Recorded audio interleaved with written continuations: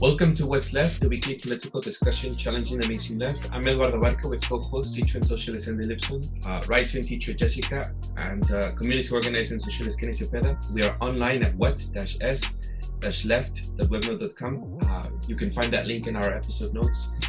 You can also subscribe, rate, review, turn on your notifications, and share your favorite episode wherever you found this episode. Thank you. Well, joining us today for today's episode is our frequent guest and very cherished and beloved Alicia Mcdowell. Glad to be back.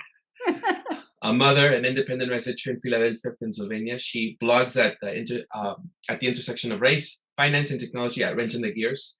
We'll post that link in our episode notes. Alison covers a range of issues related to digital empire building. So we'll have her information in the episode notes and in our blog as well. All right. So today's topic will be about, as Alison corrected me earlier, the predatory conditional cash transfers and cybernetic futures that are supposedly, I quote that, supposedly there to help financially under-resourced communities. But I'll have Alison and just expand on that topic for today, as she will share with us many of her slides, and I hope that our audience will get a chance to look at the visual episode of this take, so they can follow along as we have Alison share with us what she has researched. Alison?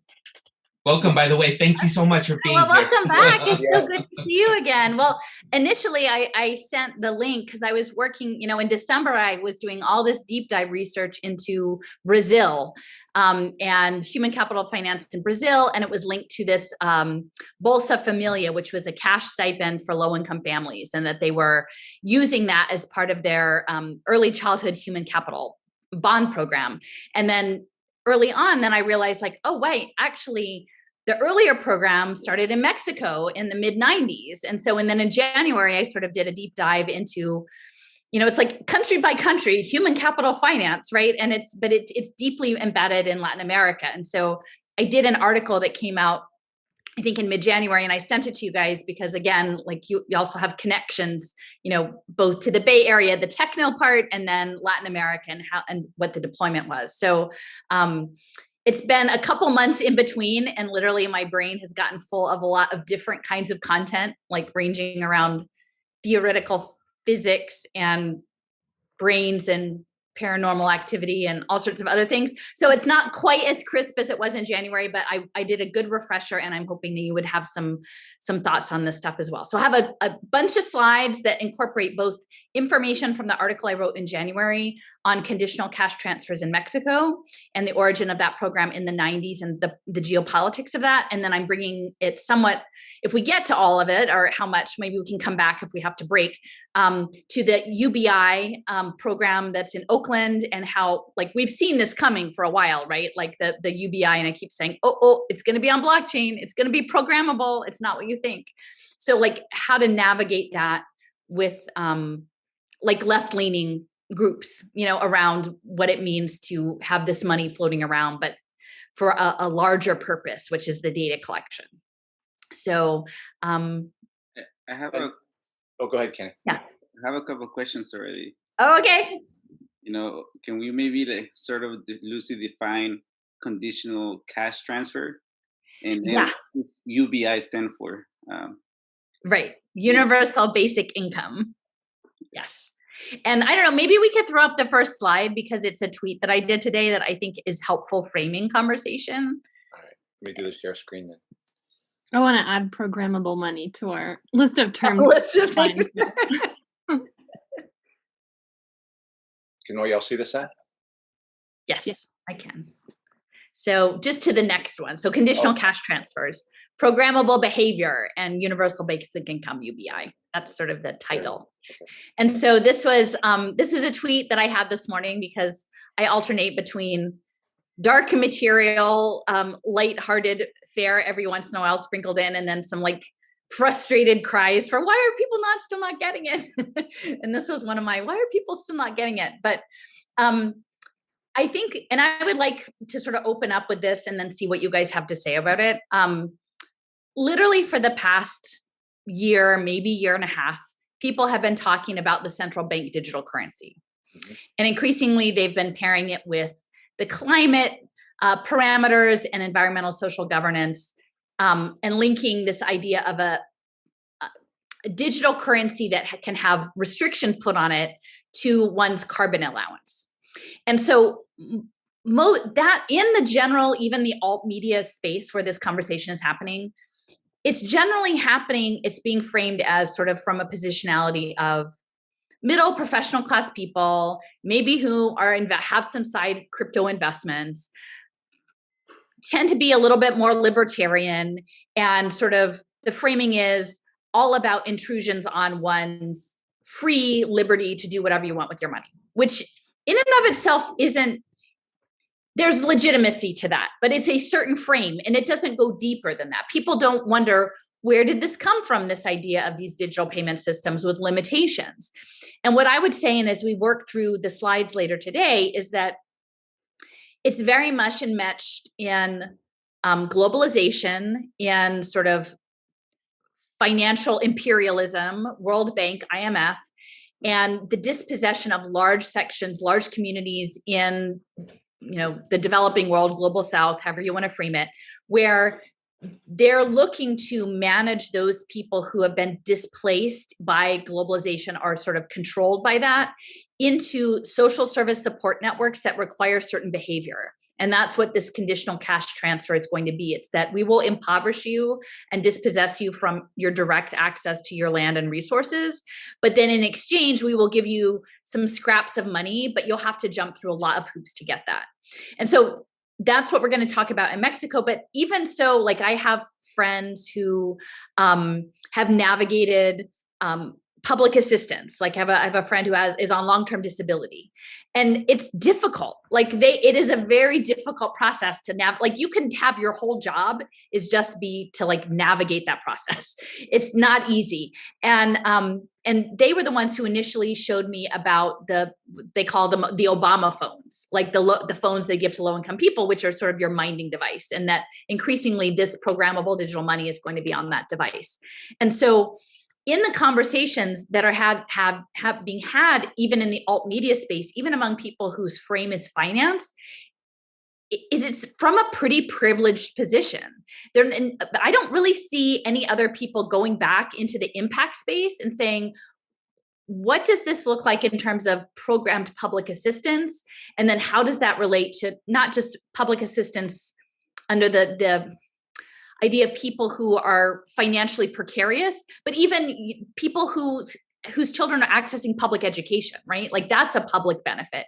And that, what does that part look like, right? What does it look like to look at how the global South has been managed by the IMF and the World Bank, how these conditional cash transfers happened? They're in like 70 different countries as of 2014, who knows how many. This is not something that's unknown. This is something that is widely distributed. And I think large sections of the populations in certain countries are on these conditional cash transfer programs. Why is that linkage not being made? And I think for me, it feels like the bridge out of the limited health freedom space is to start talking about the bigger picture. Like, I know it sounds crazy, but they do want to put us in a global panopticon, like global brain program, right? All of us, like no matter, like it's the billionaires in AI versus everyone.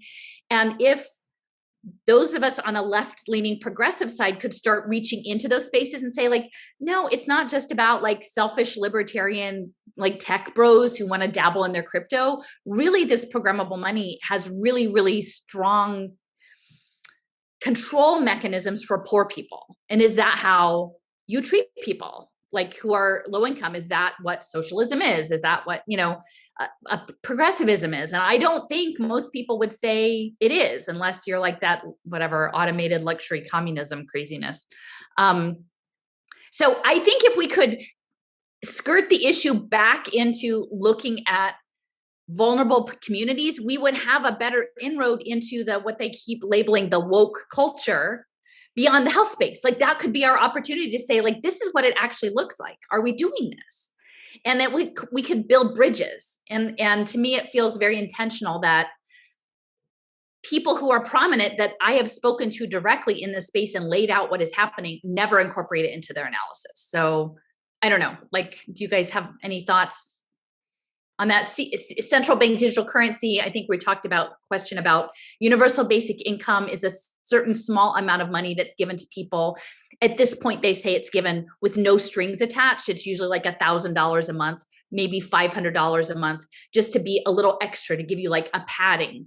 But it's always that, you know, they give you the free stuff first to get you hooked. You know, it's never going to be that indefinitely. So that's my feeling about the universal basic income, which actually the structure for that was initially advanced by Milton Friedman, you know, of all things. So it's not a progressive program really, unless it's eugenics-based social progressivism.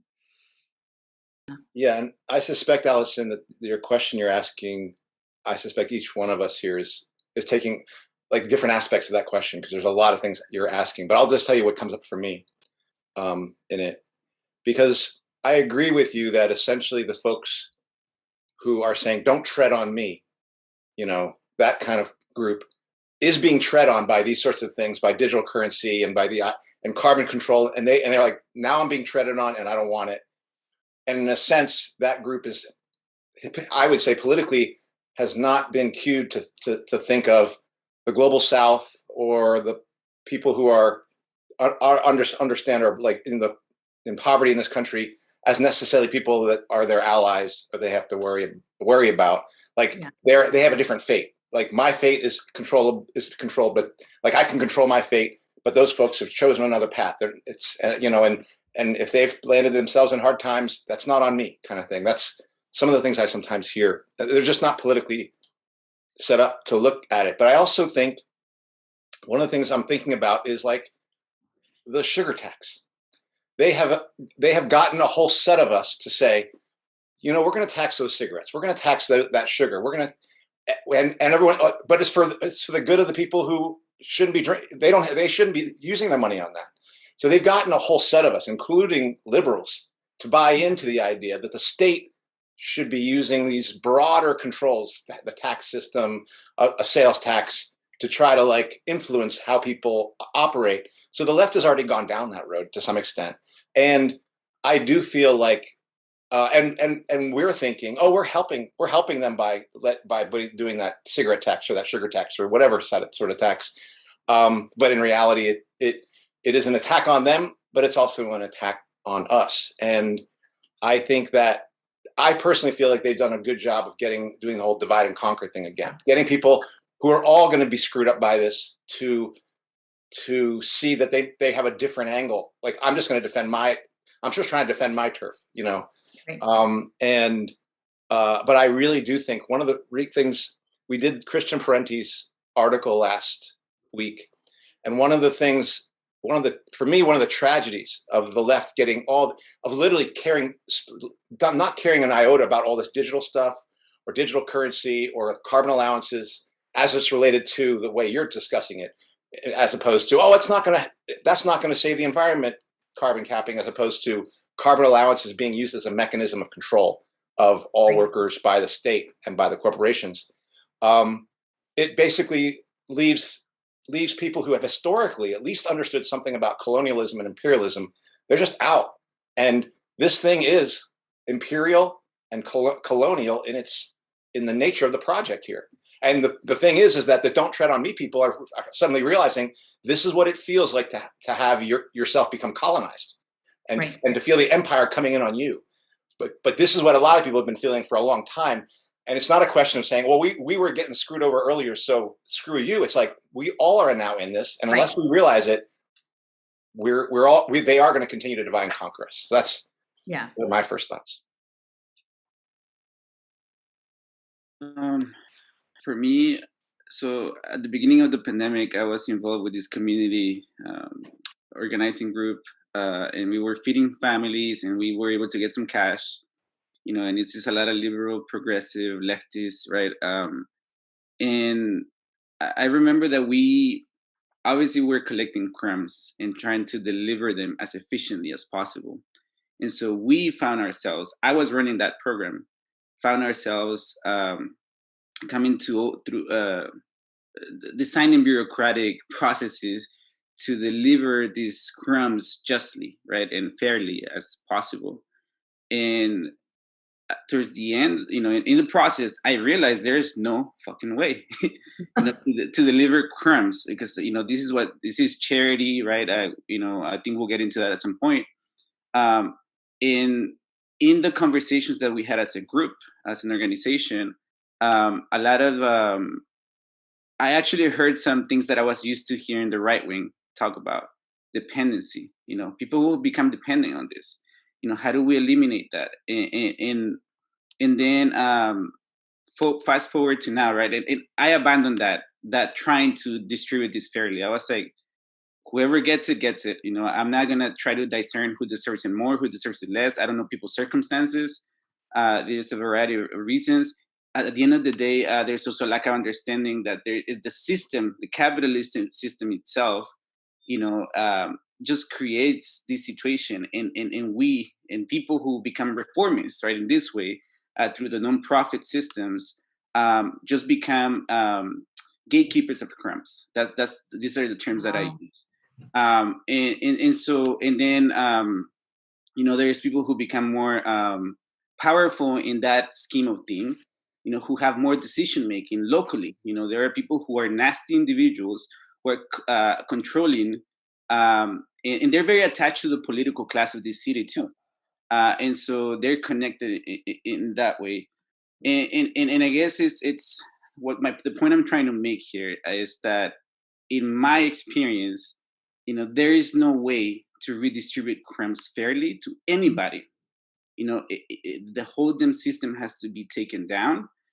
But like Lipson said, the left is committed to this idea that technology can be used and repurposed for the good. I have friends who are literally in ed tech right now, thinking that they can, in like nonprofits that are pushing ed tech to bring marginalized communities up, without understanding the full picture, because there is very little understanding, in my view, of capitalism, how the system pins us against each other, and it also, there are structures of honestly dishonest people in the nonprofit system that obviously they're defending their turf, I guess, and in their way of seeing things. There's no debate. Everyone's committed to this reformist worldview that we can just make capitalism better, and if we just had better policies.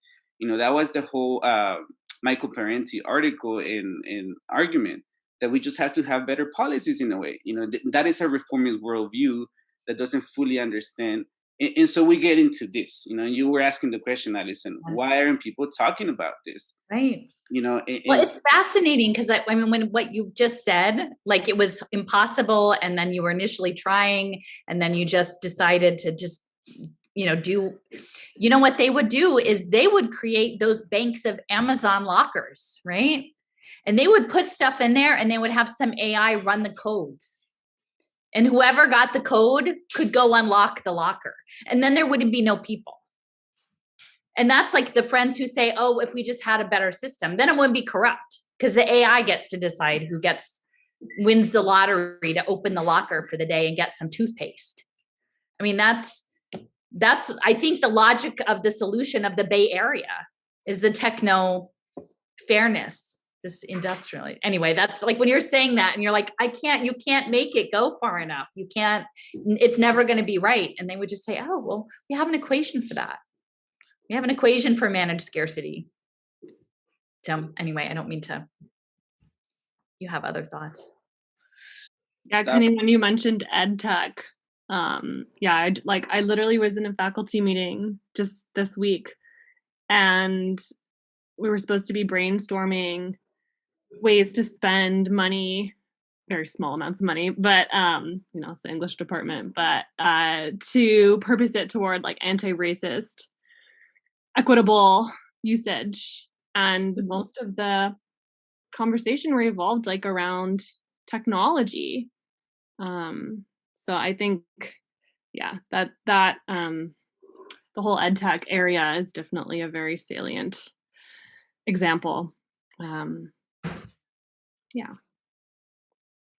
So just to start off, this was the cover of my article, and it'll be linked in the slides if people would like to read it.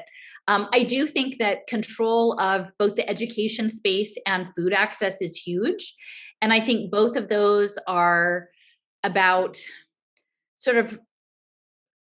it is sort of like terraforming the mind and body for this human plus world that they're building. And, I've talked about that in the past, the Japan Moonshot project that they imagine through frequency and radar and, the metaverse, that we're going to exist as some holographic representation of ourselves. And so I think that there are specific things that are being done to people's bodies to prepare for like nanoelectronics. And then I think that there are elements of the way people's minds work and limiting both your mobility of your physical body and preparing like your consciousness to accept this, that is coming. And, we'll talk about it a little bit later, but the image that I picked for this, I do think that because Mexico was the center of the Green Revolution, the first Green Revolution, to me, it feels like there's a dispossession of like the sacred aspect of corn culture in all of this that's woven in. And I would be interested, Eduardo, like if you have some thoughts about that. But I think that the takeover by the Rockefeller Foundation through the Green Revolution that was centered in Mexico in the 40s and then expanded, and then later with, I believe, Ford, and they went into India, that is very intentional. It's about using genetic modification and changes to the food systems, and then separating people from the land and their food. So that's the article. And then I have a slide, and I would encourage people to maybe click through the link on this. I'll have a number of different images from this document. It's a World Bank document from 2014 on specifically an analysis of conditional cash transfers. And so they're talking about unconditional cash transfers versus conditional. And so unconditional is sort of where we're at now, where they're talking about doing these pilot programs like, oh, we'll just give you $500 a month, just sign up. It's no big deal. But as so many of these programs are, is that they introduce them on certain terms, and we'll see a slide about that later. And then they add more and more conditions and more strings attached. And so they talk about it in a very outright way that the conditional cash transfer makes it appealing for conservatives. It's threading the needle, right? You sort of say, oh, well, we're taking care of the liberal concerns that people in need have access, but then we can put requirements on them. And so that makes it seem fiscally responsible. So it's sort of a classic third way approach.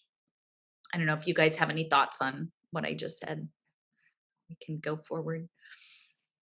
I'm just curious, Alison, if you're discussing this part of regarding the corn culture. I mean, do you have any just thoughts on genetically modified corn? Well, so I mean, my understanding is that in Mexico, like you can't grow genetically modified corn. Although I think they're still importing GMO corn for feed. So it gets in, you're not supposed to grow it, right? And so what I'm seeing is, because I was actually trying to pull an image, and I have an image earlier today, but what I'm seeing now is that like heirloom corn looks like it's being set up as an impact market.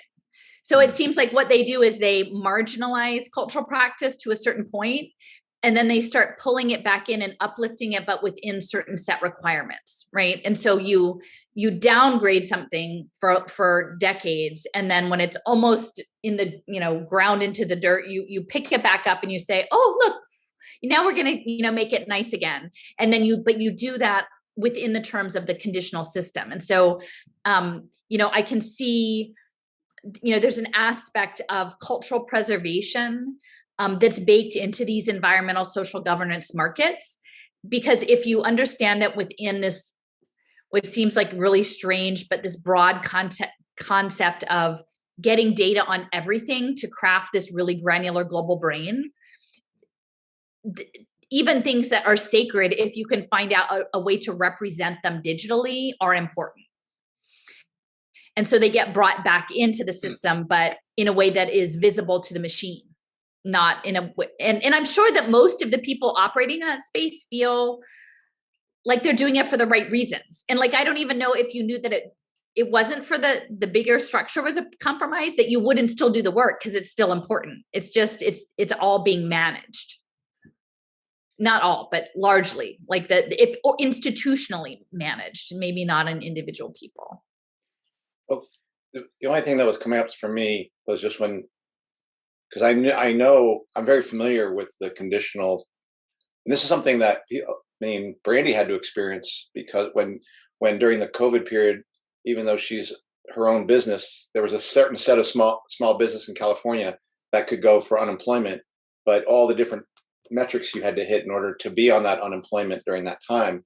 So I'm familiar with the conditional part, but it just makes me think back to the time, again, just around COVID, all that discussion, when they were putting in $1 trillion a day into the economy and sending in the banks, and there was no condition on that. And in fact, they were talking about how the tiny little group that might be overseeing it was so small that they were like a thimble in the ocean as money is just being shoved into banks and being shoved into, I don't even know where it went, but and I don't even know what the kind of numbers we're going to be talking about in terms of the amount of capital or the amount that but I just find it very interesting of what a microscope is brought on poor people and on regular people versus, and that has to, because they can't control their own lives. And then, they can't be trusted to do anything in their own lives. Like you say here, the poor know what they need and will spend or invest it as they meet their needs.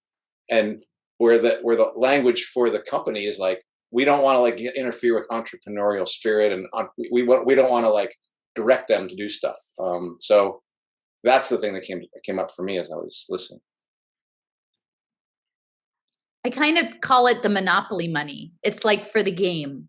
And at some point, someone recently shared out the talk I did in Tucson last summer and said that it was, it's getting more play now, which is helpful, but that was this smart cities, the social impact, the gamification.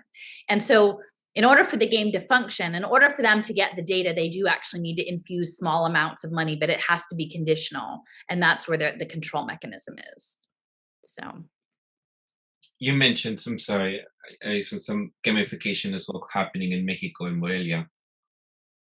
In one of your articles. Oh, that was the it was the card game, the crypto card game. It's escaping me now, but and I know someone was bringing that. The thing is, I don't even know how big an operation that particular one was, but the guy who was behind it, the venture capitalist, was out of Singapore and working with United Nations on poverty alleviation. So I do think that ultimately, and I think we talked about this when we had the what was the gaming company that we had that other podcast episode. I said, I think in the future, they're going to give you these little bits of money and they're going to make you invest crazy ESG investing allowances, like micro investments, penny trades or something. And so you'll have bunches of poor people trapped at home doing penny trading, with their, UBI stuff, with their little tiny scraps of money, but it's about getting the data more than anybody making money.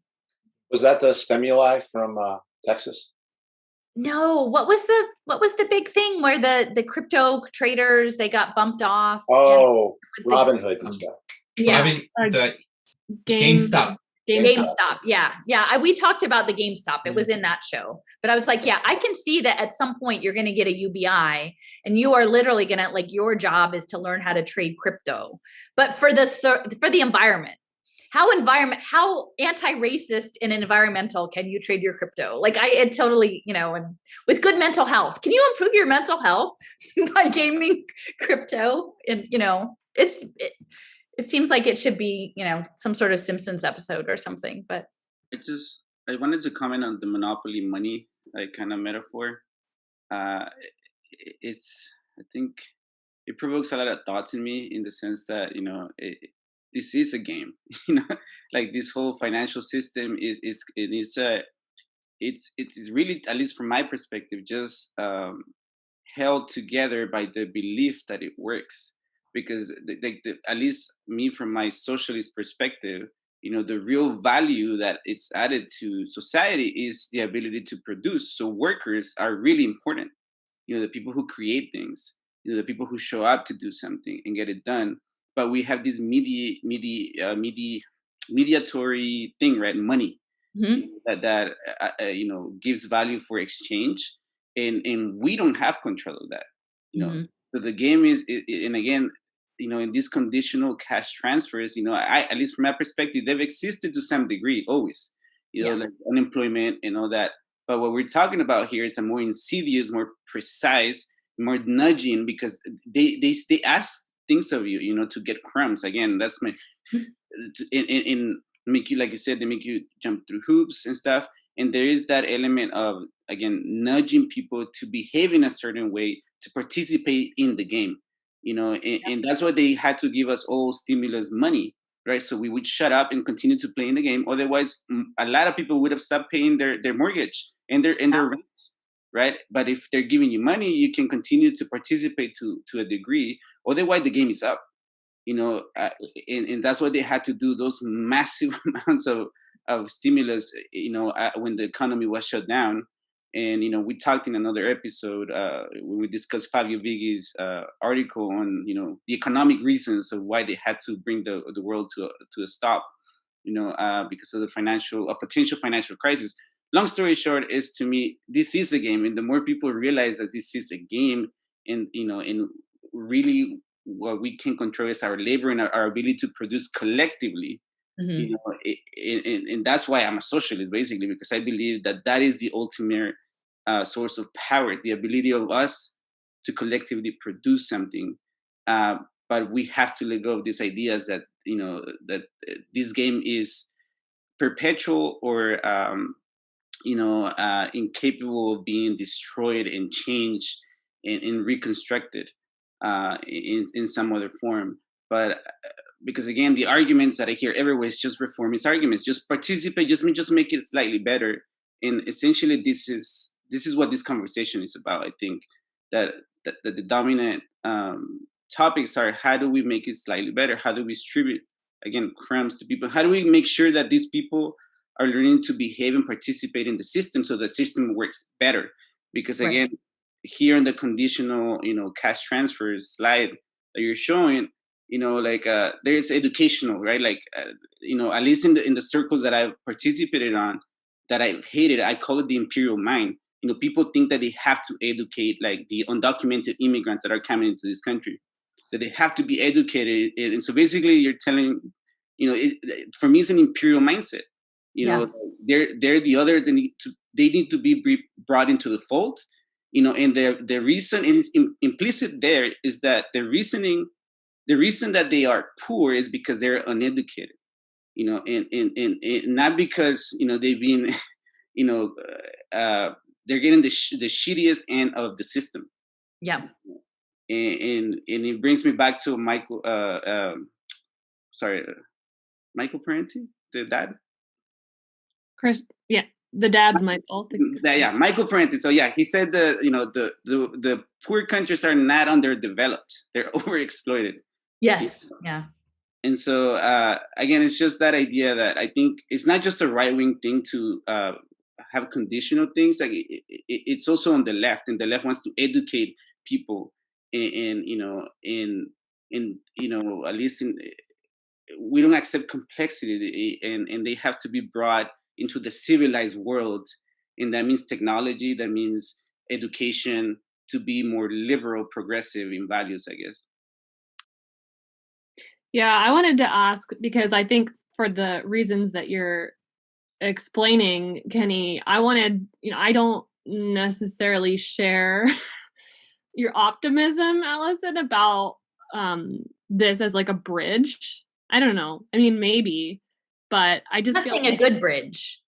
No. I mean a bridge for people who have been fighting like medical mandates and stuff, as a bridge to people who are more left-leaning, who like purport to care about people in the global south, or purport to care about the exploitation of, non-white people or whatever. But I think you said, I was just going to ask about the scale, how, I think you said there's like 70 countries that are doing these things as of millions and millions and millions. 2014. 50 million people. Many millions of people around the world. We just don't talk about it. Right. So I don't know. I mean, how long until this encompasses, like this type of a thing encompasses the majority of us, like even here in the global north? I don't know, like what do you foresee? Because I think it is totally invisible to a lot of people, or it's just like dismissed because we've been so conditioned to buy into basically like buzzwords, like, oh, it's resilient, it's a nonprofit, or it's yay, like we're helping people in the global south, like all of the, you know, the appeals that you've described. It works, like it freaking works on the left. And I know this super well because I'm in academia, my partner's in the philanthropy world. Like it's really hard to kind of break through. Tell them it's about the global brain. I mean, if we could just get people to understand that part. Well, see, I just can't live the time I have in a nihilist state. So I just have to say, like, I'm trying to appeal to people's better nature and say, I'm trusting you that I'm going to go on the fact that you do not know. You're not meant to know these things, or, you know, you're not meant to spend weeks wading into MK Ultra human experimentation and psychic research and radiation and all of these things and know what this country really is. Like, you're not supposed to know that, right? Like or if you do, you're supposed to go write a paper for academia in a narrow sector and not talk about any of the other stuff or how it fits together. And then, so I'm going to assume everybody has good intent and like, then live up to it. And, you know, and I've been trying to talk to folks in the education space who are, like, Utah is a big competency-based education, you know, like, you know, that's part of this global badging system. And, you know, these are people who are on the different end of the political spectrum. And I said, listen, like, you can stew around in that bucket of critical race theory conversation, but that's where they want you to stay. And so, like, let me tell you, as a, you know, a predominantly poor Black city, like, yes, there are very serious issues there. Also, we're a city that's predominantly run by Democratic Black politicians. So that's a complicating factor, right? Like, but it's not a non-issue, but if you stay there, they're going to put in the global brain. They're going to install that, right? So why don't you go there? Because if you can go up to that level of like the global panopticon and not get stuck in the identity stuff, then we have a chance to actually unify. And then once we stop the global brain, we can go back and try to reconcile things about making it right in the other stuff. But if we don't stop the AI system, like the global, like, and it literally is a one world order program. I mean, they've been planning it probably since at least like throughout the Cold War, that this was coming under the pretense that we're all fighting, but we weren't. They were planning this. So I don't know. I guess I'm trying to appeal to people's better nature. And I would hope that, like, maybe on the left, if I could ever, you know, sadly, I like shared some information with people I used to organize with, you know, in the education space. And I'm like, this is what I've been up to for 2 years. This is really intense. Like, can we talk about this? Like, no reply. So I just wanted to add, because of our previous conversations too, is that, at least from my perspective too, it's not about saving other people. It's about understanding that this is coming after you, your family, your descendants, your own people, your close network, you know, and that our destinies are ultimately connected. yeah. That and like, again, I think that the purpose of this conversation is to show that this has been planning, it's been tested, and it's coming this way, right? Yeah. And it's gonna be very insidious in our lives. As we've seen, you know, the pandemic has wreaked havoc in people's economies, you know, in a lot of households, and people are still catching up. And, you know, I think that's the argument we, you know, like made before, right?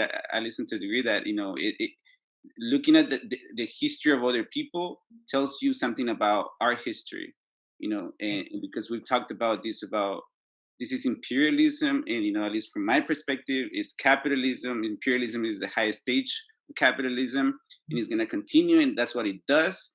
And if we don't understand it through those lenses, and that it involves you as an individual, and if you think you can hide from this one, I think you're delusional, because at least from my perspective, how we've discussed in this show, this ends in war. Because this is, you know, that's what capitalism does, you know, in technology. Actually, they want to have peace. They want to shoot you up with the frequency and make everybody really hypnotized and peaceful. That's really is what their plan is like this one world religion peace thing. But I think it's a different kind of war, but it's war, but it looks different, I think.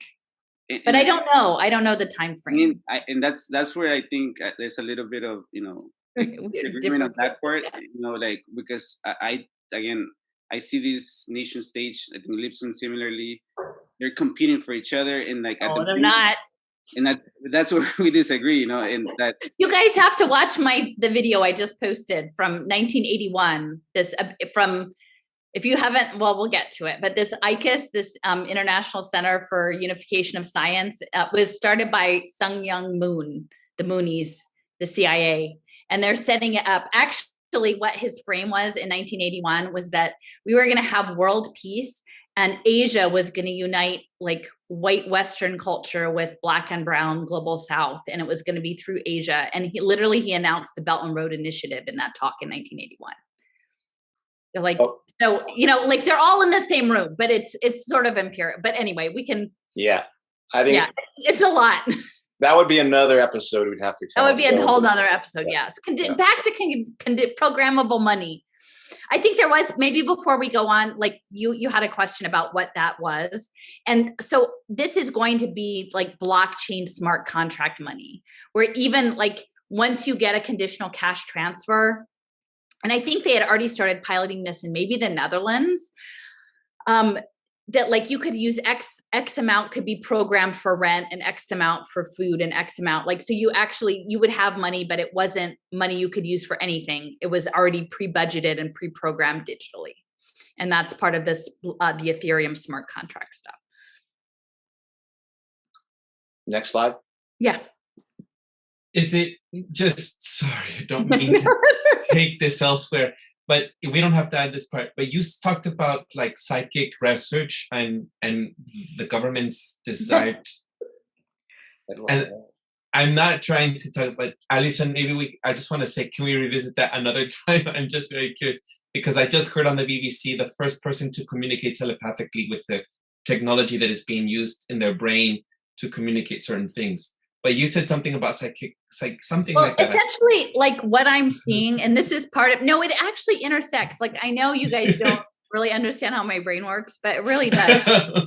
Like this conditional, it's embedded in history. Like you guys appreciate the history of it, right? Like, and it's a colonial history. So this is coming out of like the wedding of Victorian, early, like Edwardian era spiritualism that is like colonized. So like, let's go to these places with let's go to India and we'll get that stuff. That's really interesting. How can we use it for the crown?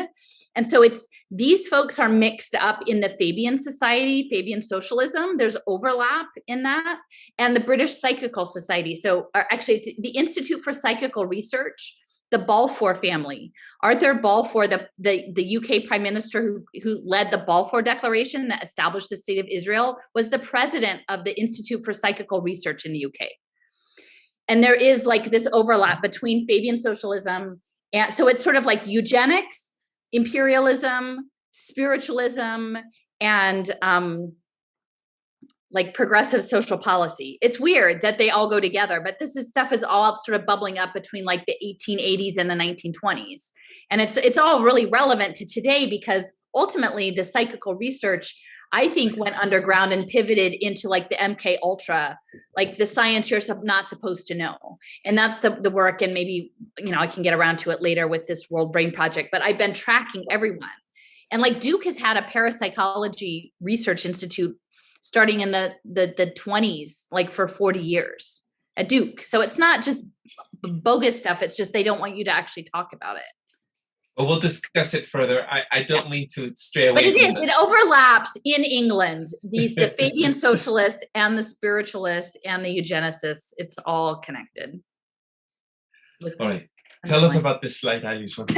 Well, this is just sort of like to mention. So I make these, I got kicked out of Little Sis. Now I have like another map program I'm trying to use. So, each of these dots in here is interactive and there's a link to it. So I'd encourage people to spend some time on that.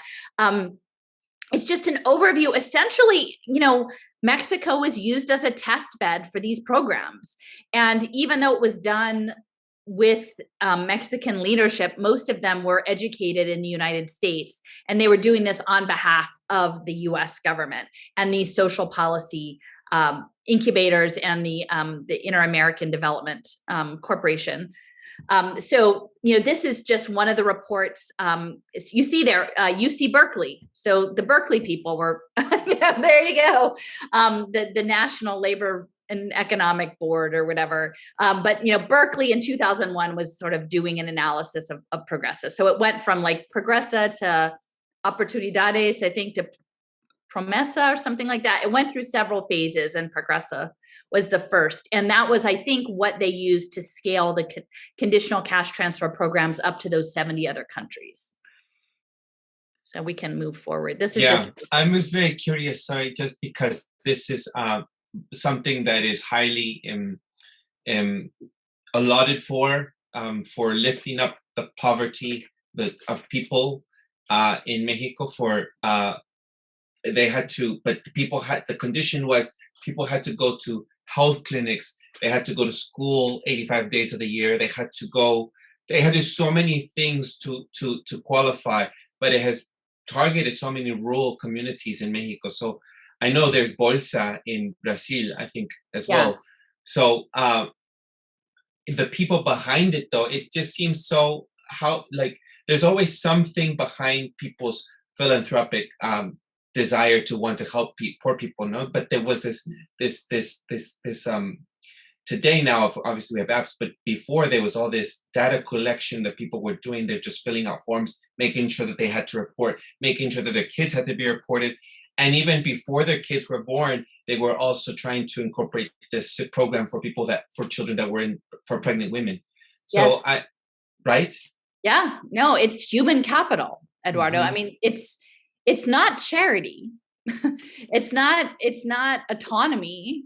It is social improvement, right? But to what standard? And then is it improved? Like, why are so many people poor in the first place? I mean, I guess that was somewhat shocking to me. If you want to just advance the next one, Andy, because I think in some ways, like NAFTA and the implosion of the Mexican economy was on purpose.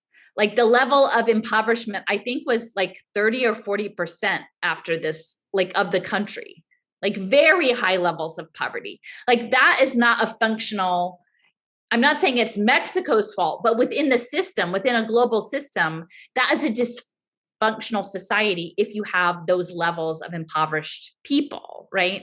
And so it wasn't the poor people's fault that all of a sudden 40% of the country became impoverished. It's systemic. And so you're fixing the people, but you're not fixing the problem that put the people into poverty. You're just managing the people.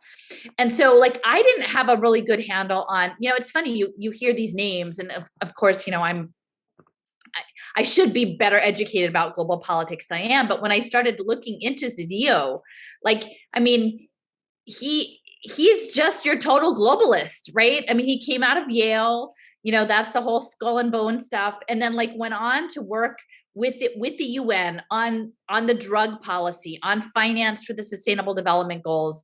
He was the chair of the Rockefeller Foundation on Planetary Health, co-chair of the Inter-American Dialogue. This is all about finance. Let me see. And later in his life, he was part of the World Health, World Health Assembly to review how international and national institutions can prepare and react to pandemic. Totally on board with all of that stuff. And then actually was running the Yale Center for the Study of Globalization. Well, yeah, I guess so, right? I mean, he was at the center of globalization. And so these people then are uplifted. Again, it's the talented, it's the Ivy League guy. He's the global, look at he's on all the committees, democracy in the digital age. And so you have to question, I guess, what is the story? And this, I think we'll get to in the next slide, but I did pull in the Orozco, what story are you in? Are you telling the story that all of the Mexicans want to come and go to American Ivy League institutions and live in our story of being the empire? But not everybody gets to live that story. So most people are going to be poor people jumping through the hoops of going to the health clinics and attending school that teaches you that you're no good, and then a few people get to do that. So, yeah. I wanted to add that even before there was Carlos Salinas de Gortari, Harvard educated, he was the poster child for globalization also. He was the one who got NAFTA started. And he got also involved. But again, another Harvard educated president of Mexico who set up, NAFTA and the mass exodus of Mexican workers north when, NAFTA came into place. And so Mexico has a long history of, a U.S. educated, Harvard educated leaders who advanced globalization. And so I'm not surprised, that it's all connected. And I forgot to mention, so I think he was with the bank, Central Bank of Mexico, but also in the Secretary of Education. So, even when I wrote this in January, I didn't have a good handle on the fact that literally they're trying to build a new evolutionary step where we have shared consciousness or part of a global brain. And so once you have that in your mind, like, this isn't a hokey thing. This is literally something that they've been very intentionally working on through economic policy, through technology policy, through physics to get that. And it's not a natural process. It's an imperial process, and it's a colonizer imperial mindset. That the fact that he was Secretary of Education, that's central. They want to control minds and bodies to get there. I think the other thing I would add is, the notion that NAFTA had this after effect of destroying the Mexican economy, like who could have known? I think at this point, most people I believe most people understand that the people who put this policy in place did this very intentionally to direct the Mexican economy. But most of it was put in terms of just U.S. businesses, and as if the U.S. didn't have a coterie of. And of course, there would be discussion of the U.S. in the School of Americas. Like, we have this whole set of people who are trained to control and operate within the militaries. So political officials, if they get off the leash, they can be taken out. Without saying that the School of Americas in the United States, in terms of not its non-military wing, but its economic and political wing, is Yale and Harvard and Stanford and all these places where people like Ernesto Zedillo. So people wonder, where do these people come from? How are they able to literally allow their country to be raped in this way? And they're like, no, they're trained here. They've become wealthy here. And they're told, you go there, and this guy became president in 1994, like you're pointing out, at NAFTA.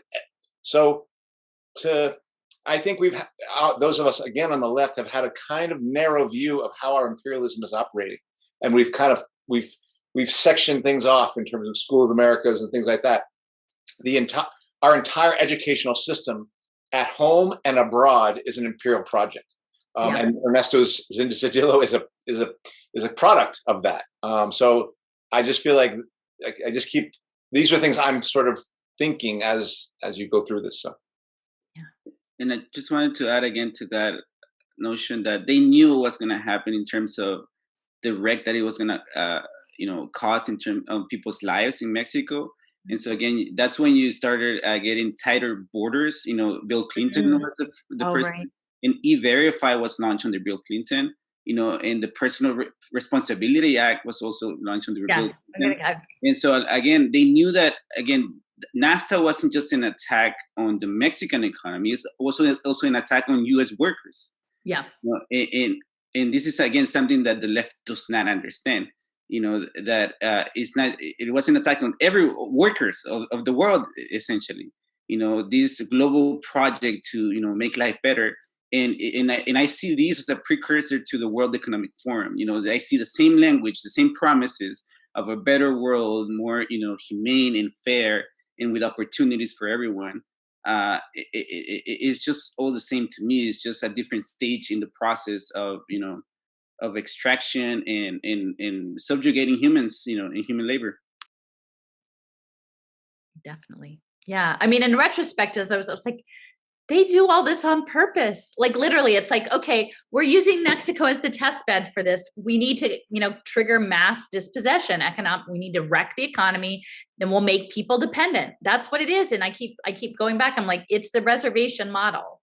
It's dispossess people, destabilize them, make them economically dependent on the state, and then you can control them. And then you can also hold the threat of their children against them, right? You don't stay in line with what our expectations are, we'll send the social workers to come take your kids. That's about the size of it. So you want to? Yep. Go? Okay. So I tweeted this today and I said, do you get it?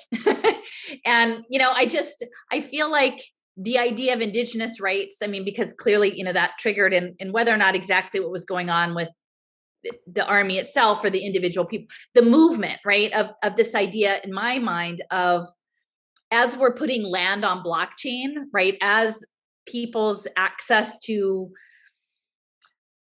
like collectivist communal land goes away, and it was already going away then, like we should have paid attention, right? That should have been the signal, because I think moving forward,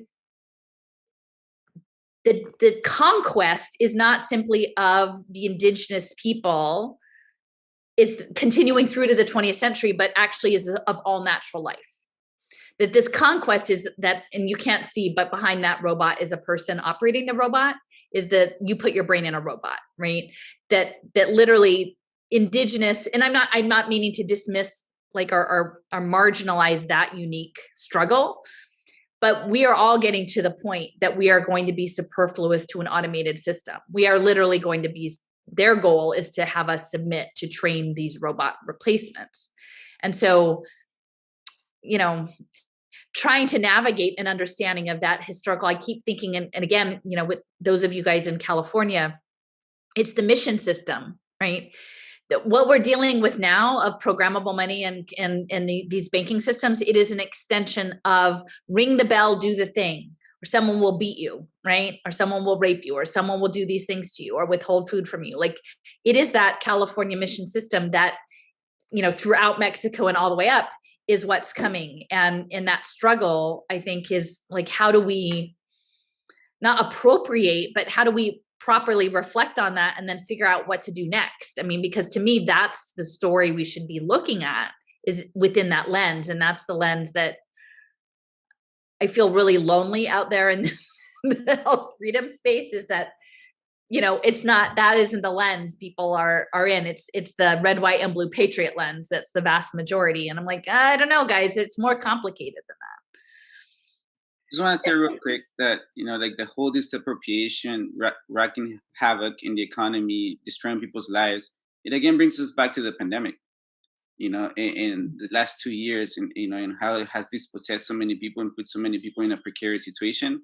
So what's next? What are the solutions? And that's why I'm like very curious about this topic, right? This conversation, because, like the havoc was wrecked. Like it was there, and yes, we're being data mined with all this stuff. What's next? In terms of the state and like in terms of the systems that you're talking about. That's kind of like what I'm paying attention to. Well, I would just. Go ahead. No, go ahead, Alison. Respond to Anthony. No, I would just say at this point, and I think we have different frames, is that where I'm at now, and not to be flaky, but like, if the struggle is limited to the material realm, it feels very big. If you just look at it on pure, like the material elements of like, who has access to which resources, the prospects do not look good. And so, but I'm not giving up, I'm not running away, because one, I want to defend the thing that I care about, my city, my community. Like, I don't want to just go remake myself in a cave somewhere. And so I feel like at that level, it becomes, there's like a spiritual struggle. And then I think, even though it seems, going back to what Eduardo, we had this conversation, there is something in the immaterial that they know about, I mean, I can tell by researching and seeing the amount of resources that these theoretical physicists, these applied sociologists, they wouldn't have spent all of those resources if there wasn't something there. And I don't think you have to know all of those things to get there or to have access to that. But I think there is something. And there's like no guidebook. And I'm not here to like sell you a crystal or a thing or a frequency or like, I don't know. I don't really know how that is, but I have to believe that there is beyond, there's the material, sure. And I'm not saying like abandon the material, only do the other stuff, but I'm like, I feel like it has to be both. And if you have ideas on that, I'm open. Like, I'm still trying to figure it out because like, I think there is like, I think they're manipulating stuff in some non-material ways, that are hard to conceptualize at this point. I think it maybe in 20 years, we'll be like, oh yeah, that's when they were hitting the like frequency beam or whatever. But, we don't know. We don't have a language for it. It's like, so anyway, that's just. Yeah. So, I mean, just on that last point, your kind of, your description of it's like a sort of perversion of spirituality that you see on the other side of those of us who also see it as a sort of spiritual battle, or. I mean, I think that, I don't know, perversion. I know that they know that there's power and influence in spaces beyond what we normally are sensing, or like average people like would know how to access. I don't know. Like, I don't like to just jump into esoterics, but like when you spend time researching like the grants behind this human ecology like program that was based out of Cornell and looking at the money that the CIA put into that, like there is, and then knowing literally like communities that have their direct cultural practice in a mystical tradition. I don't know. Like, I think there is something. And I would say like my I had a friend recommend Michael Talbot's book on the holographic universe. I think there's stuff that they know. Like, and I don't claim to know all the things, but I'm like, no, they know some stuff, or they think they know some stuff. So I'm going to assume that we can use that stuff too. And maybe we can use it intuitively. Well, just to also say something, because I think I know what you're referring to, Alison. And I think it's something I kind of mentioned before on an episode that you were on, where I had seen that article about the CIA doing for 10 years of study on shamanism to see if they could find out if there's ways of doing espionage by sending your spirit out. So they had been studying this stuff for 10 or 20 years, very much honoring the tradition, because they were saying, there's something we're going to go look at. What it convinced me of is these people won't leave a rock uncovered in order to, and like, it's not a question of, oh, we're going to screw up the shamans. We're like, let's learn about shamanism to see if there's some way we can use some of their techniques to send our spirit out and get information on our enemies, and use it for war or whatever. But say, hey, there's something to look into. And the report was mixed in terms of what what they thought might be the ability to do it. It didn't say no, and it didn't say yes. At least the part that I had seen, that was revealed. So this is what I hear you talking about, is like, we have to understand that this is full spectrum warfare, and that it doesn't just revolve the material plane.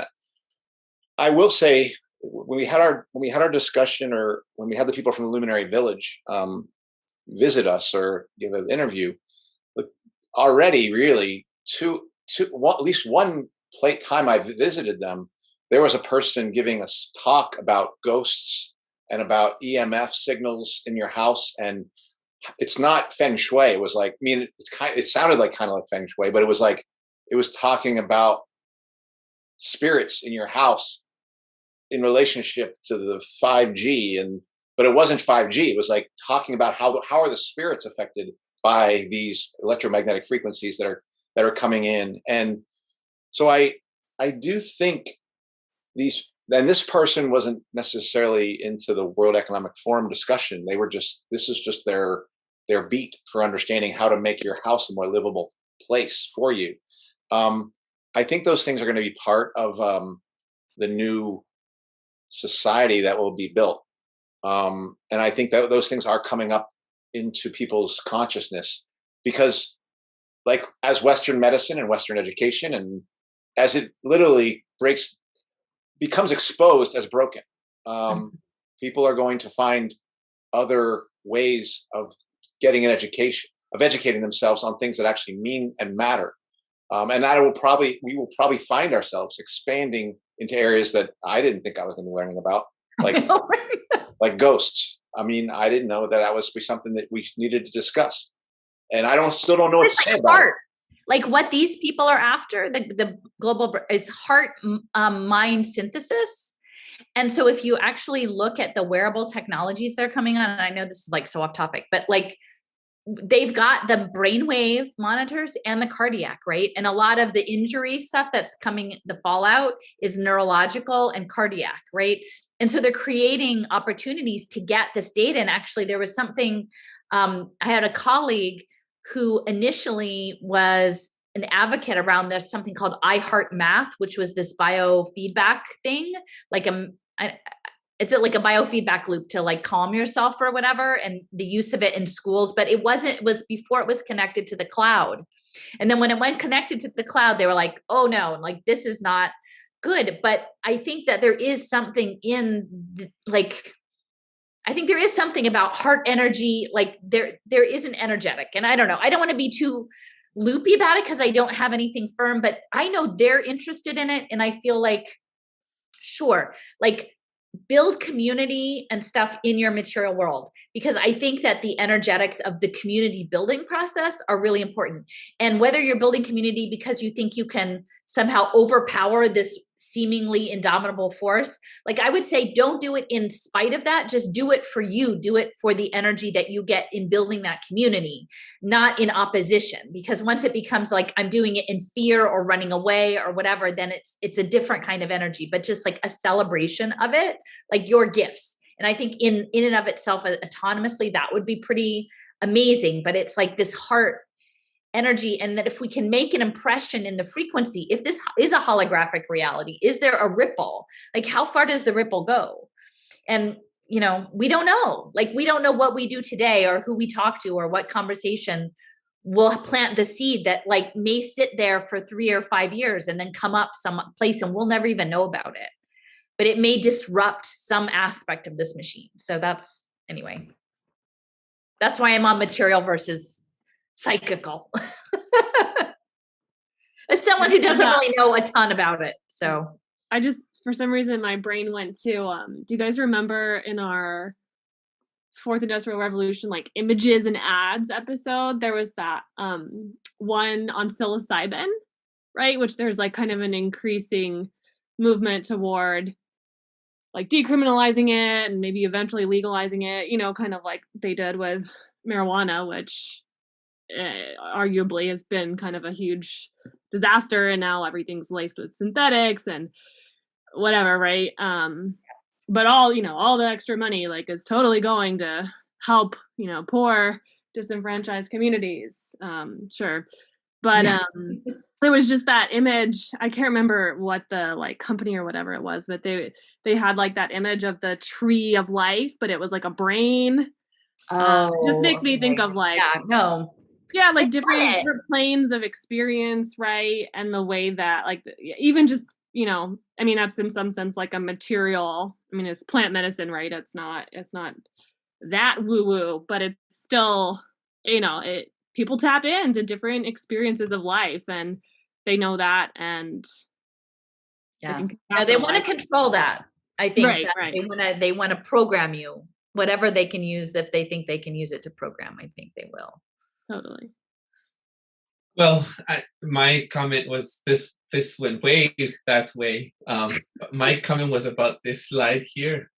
I just wanted, just so we can move on. I think the Zapatista movement is an example of who we probably should emulate. I'm not saying they're perfect, but the revolutionary struggle for indigenous autonomy and for declaring war on Mexico and the global capitalist state, like they are what I would consider this fight against AI, against everything that people are trying to impose onto us. So I'm not wanting to spend too much time, because I think we went elsewhere in this how do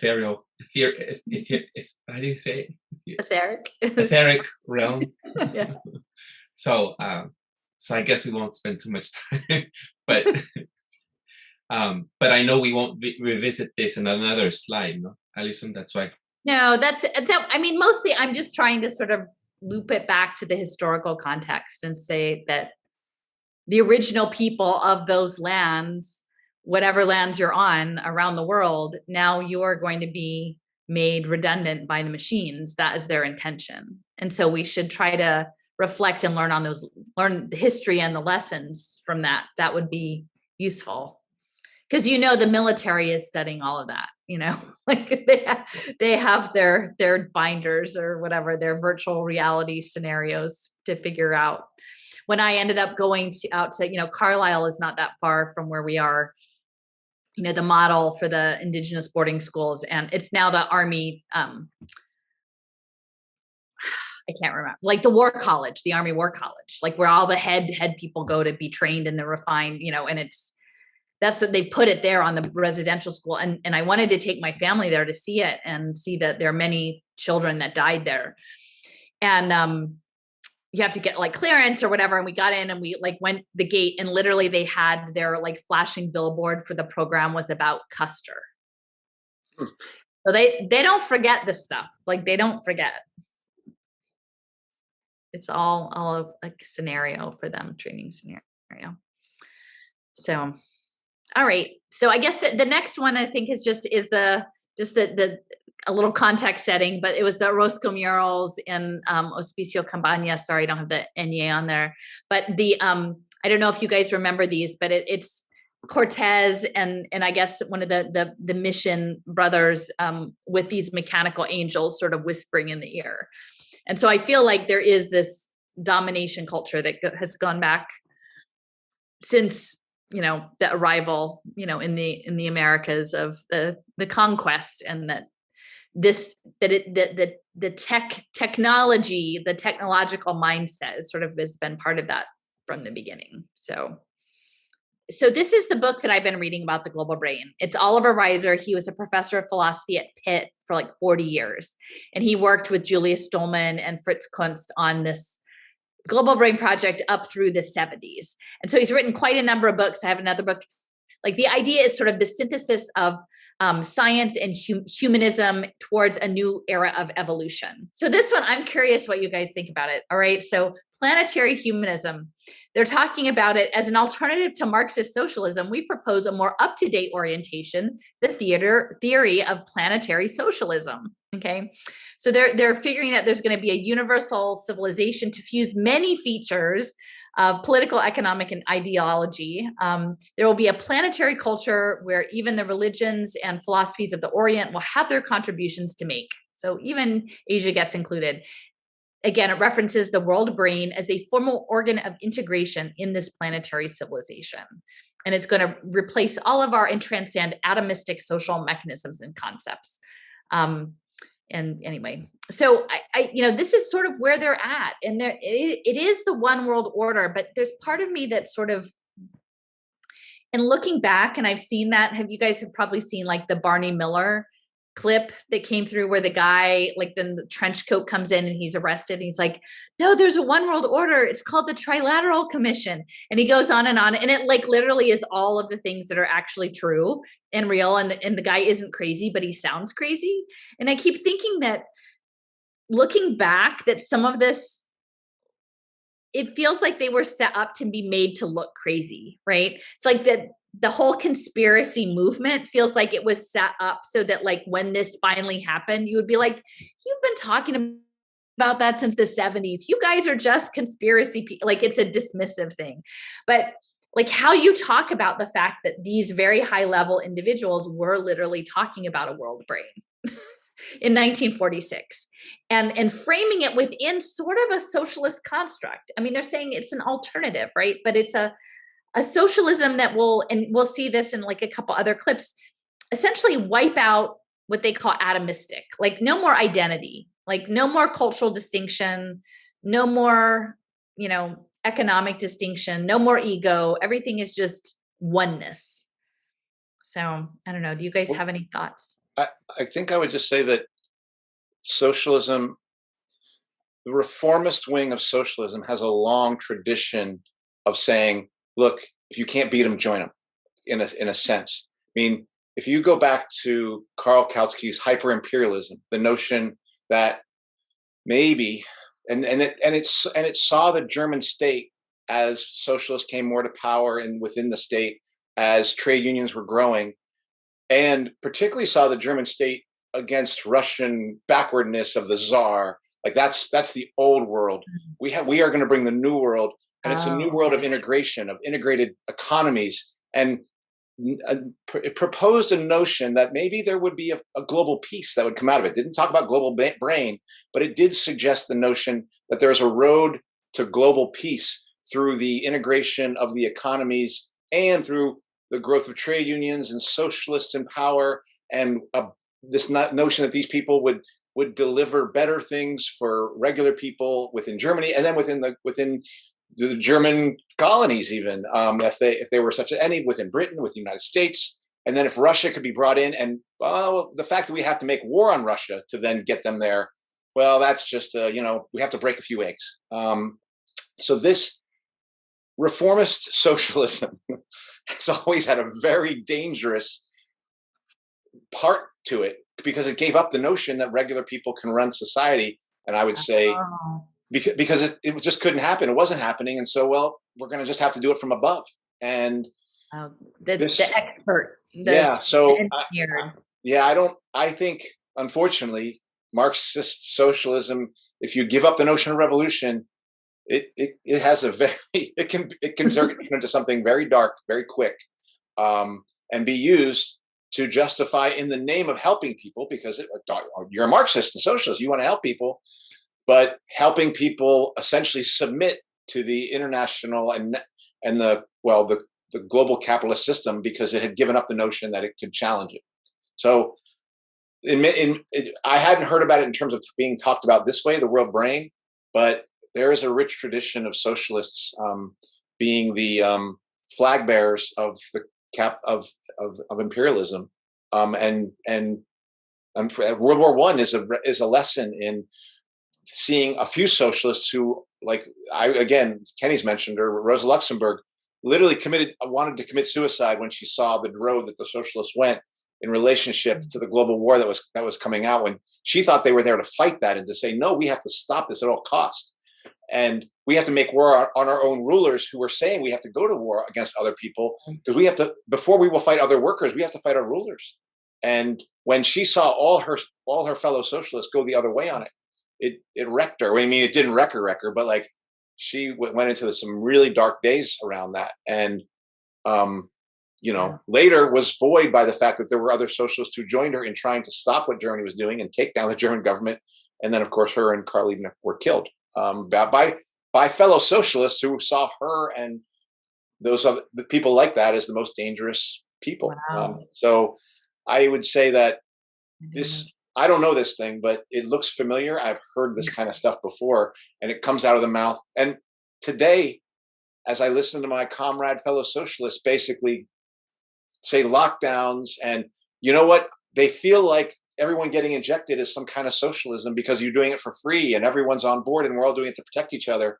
So they see in it socialism, but if you look behind the curtain, it's control, authoritarian, totalitarian. I mean, I guess that's what I would say. Just a quick commentary. I had friends who think they're radicals, calling the stimulus Bernie money, and that's their idea of socialism. And and so it's scary, because those same people were the ones who created a lot of anguish for me for being vocal against what happened, and seeing this, right, like the systems of control that are coming into place into our consciousness, in like the prospects of the future. That's why they look pretty dark for me, because we have already been conditioned to accept. And there isn't much questioning And like you said, Alison, the whole premise of conspirational theory is so well ingrained on the left, and they don't realize how counterproductive it is. And if you challenge and raise a voice to something like this, right, like the world brain, or this global thing that will come to control our lives, then you're the crazy ones, and just vote, for better policies and better, leaders. And so and that's why I'm going through this route to the more radical socialist.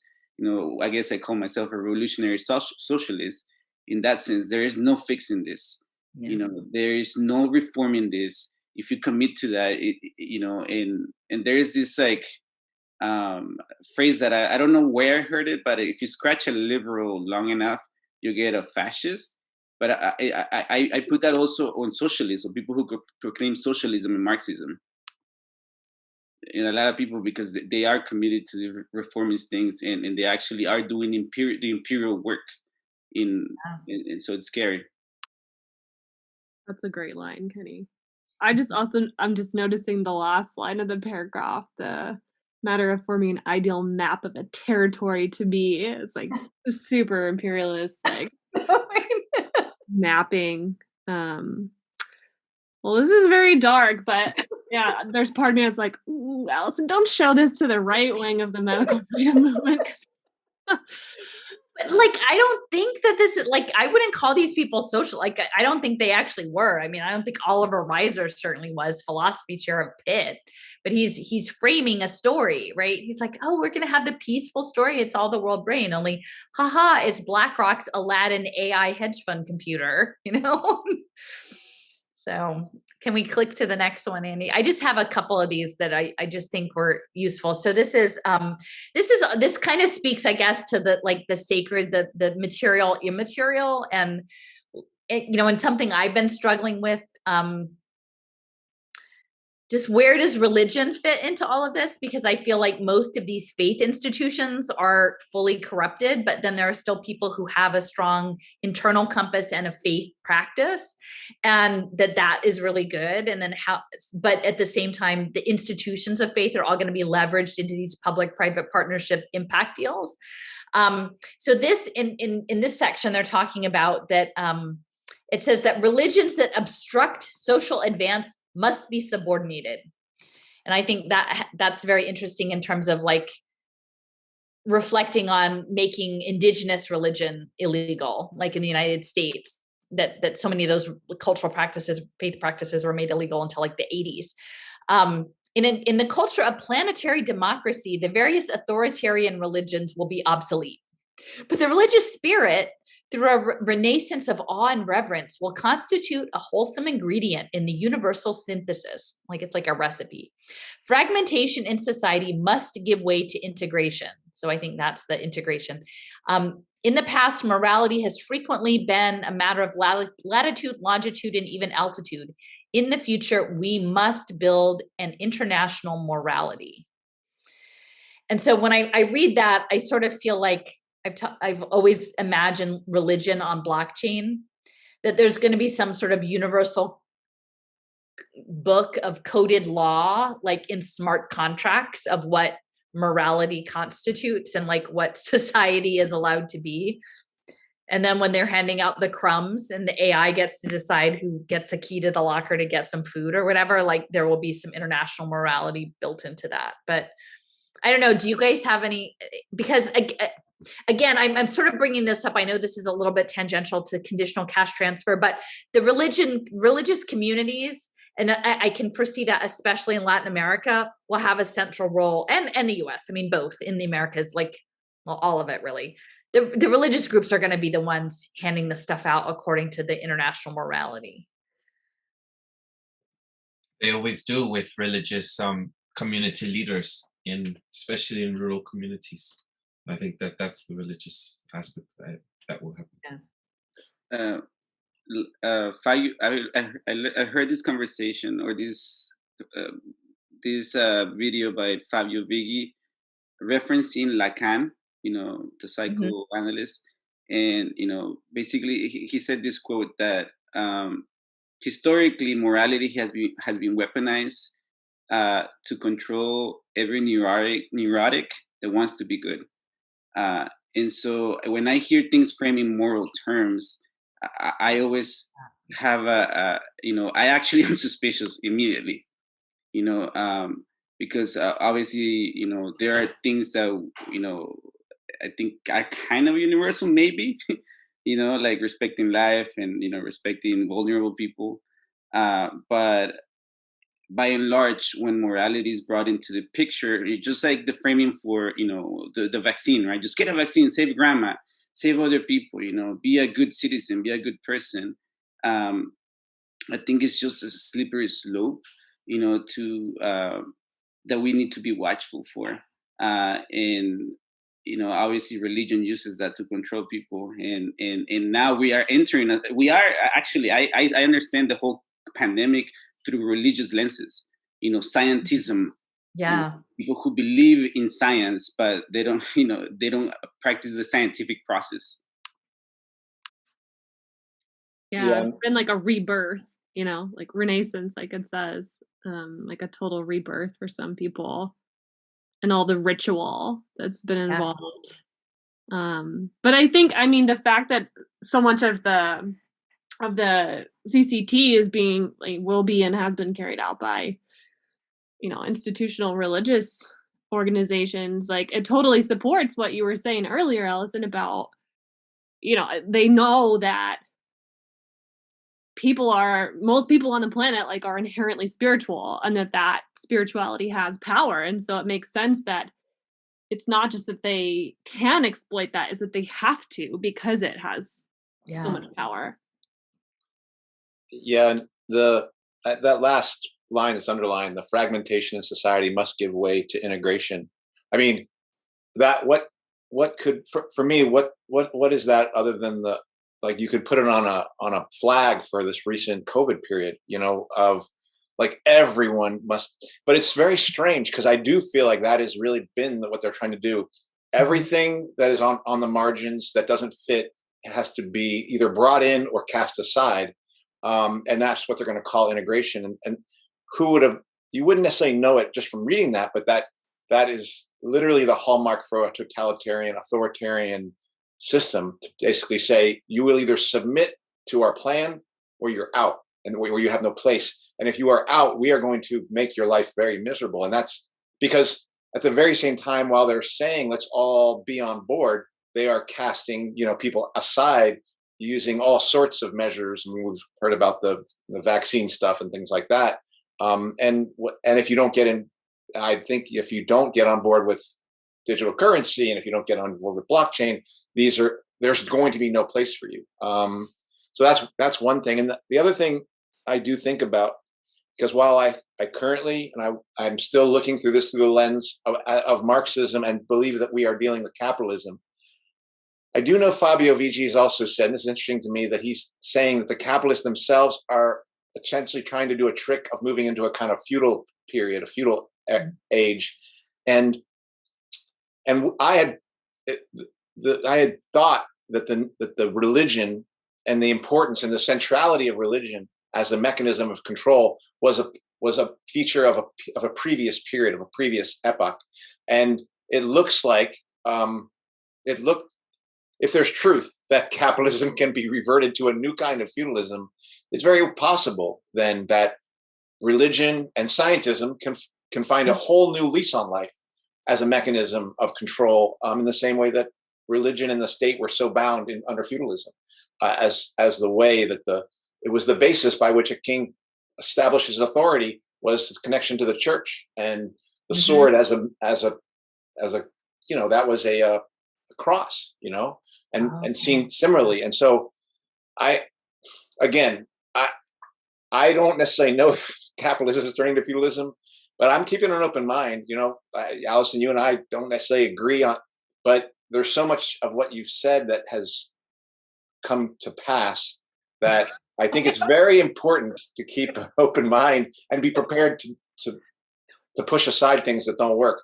Currently, I see it as capitalist competition, but there are some weird things going on that I cannot answer. So this one, I'm wondering if they're actually talking about universal basic income. And I will say, like at the top section where I have it underlined, it just references sort of like people adapting rapidly. So this is being framed in an evolutionary construct. Okay. His whole book is, and that's very important when we think of eugenics, right? Is that it's the next evolutionary step.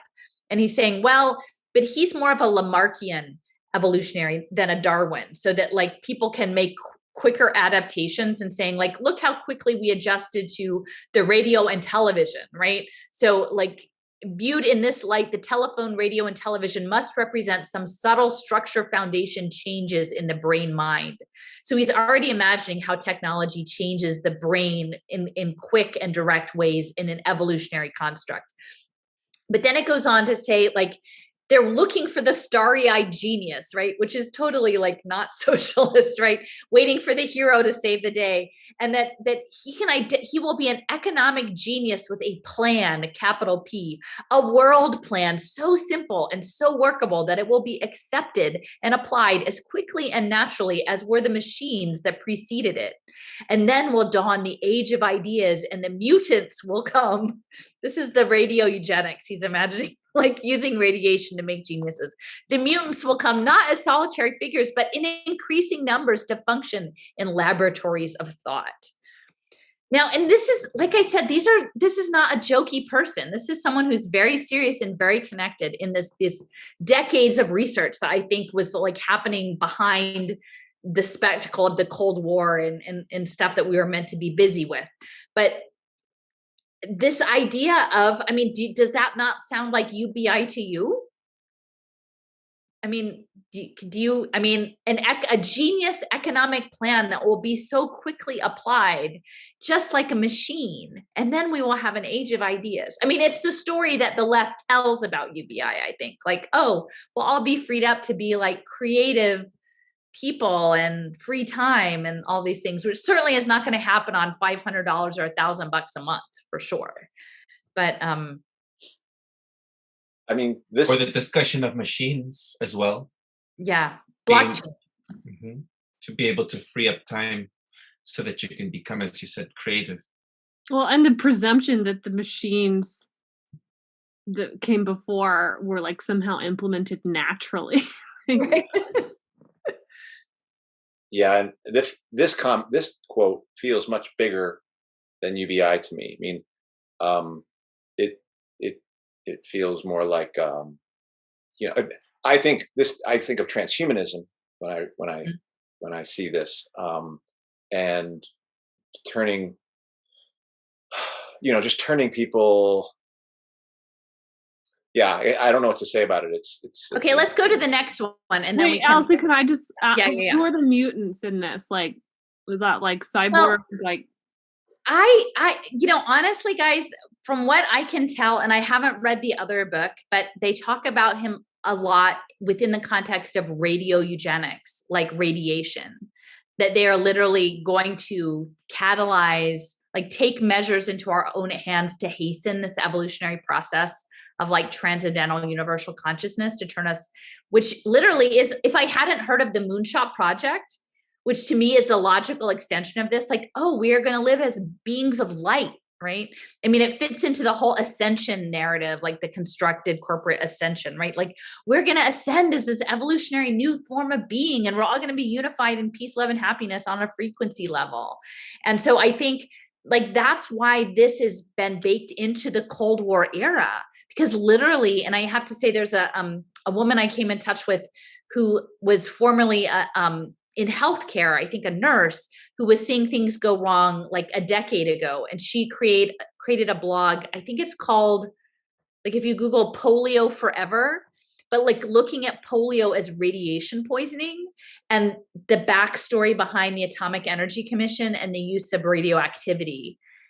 That when I see this and look at the moonshot, it's very troubling, especially I'll have another slide about like Battelle, but that potentially some of the Cold War era atomic interventions and even post Cold War related to radiation in medical settings were part of like a much larger grand experiment.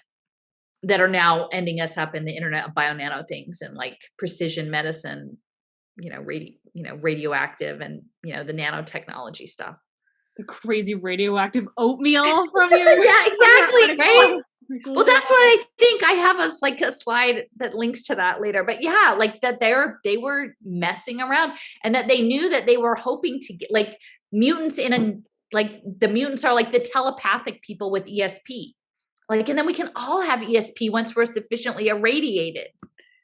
Isn't it great, guys? And at this point, I'm pretty sure this was happening at this point is you would generate on fields of lawns that bacteria would grow on. You would generate mutations by shooting the bacteria sample with radiation or give it a chemical treatment. And it would hasten DNA changes.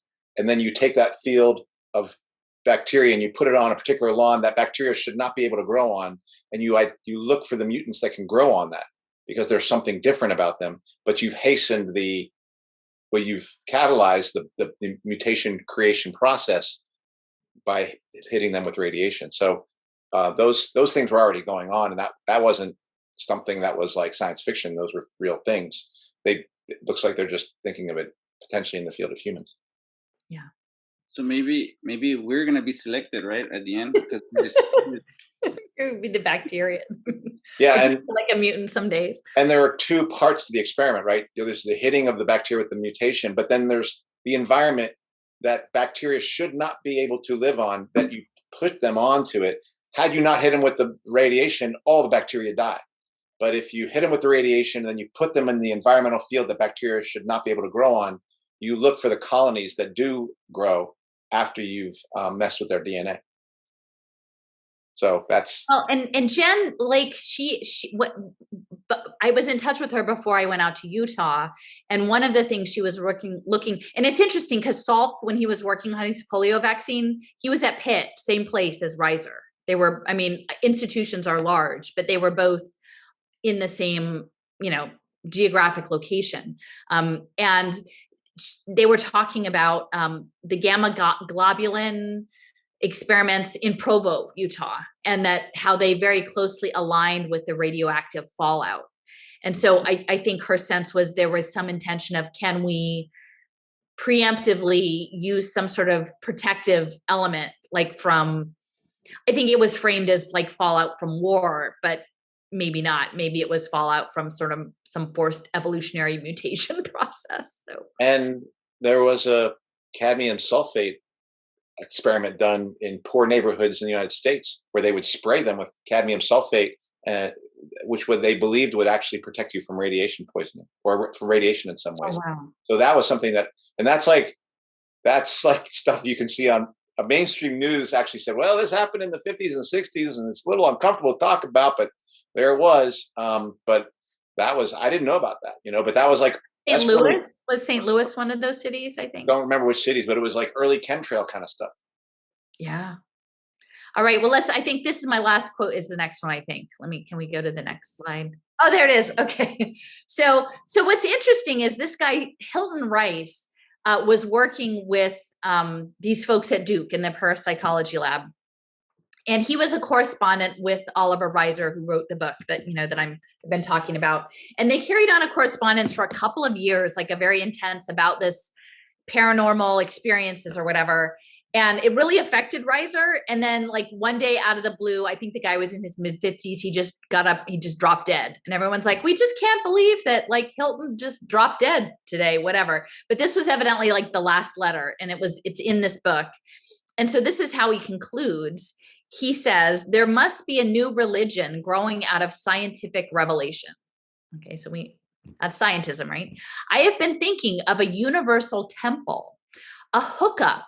Now, again, this is in the 30s, a hookup of exquisite edifices with incense, colors, and music to soothe the senses, and a radio voice that speaks to all as one, so that a kind of mass hypnosis is achieved, and the individuals feel themselves joined in a unitary consciousness.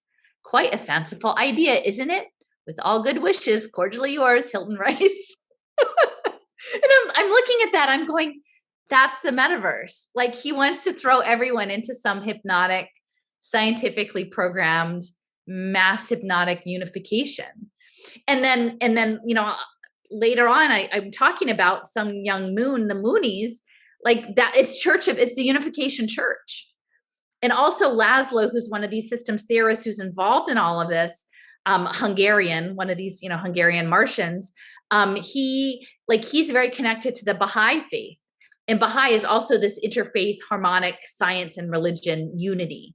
And so I really do feel like it is this integration of science with humanism and faith on blockchain that is really pretty intense. So I don't know if you guys have any thoughts on that. But to me, when I read that, I was just like, yeah, they had in mind like where they were going with all this for a long time.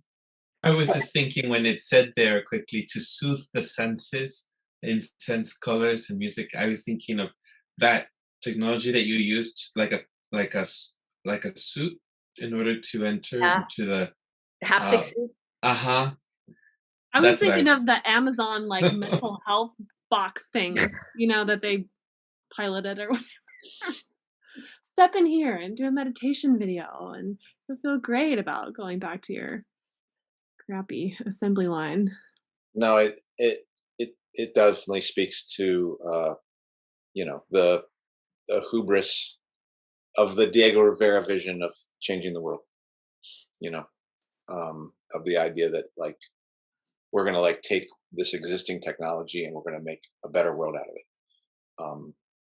So I just feel like it's a great quote. Whether you like it or not, right. We'll hypnotize you if you don't really like it. Yep.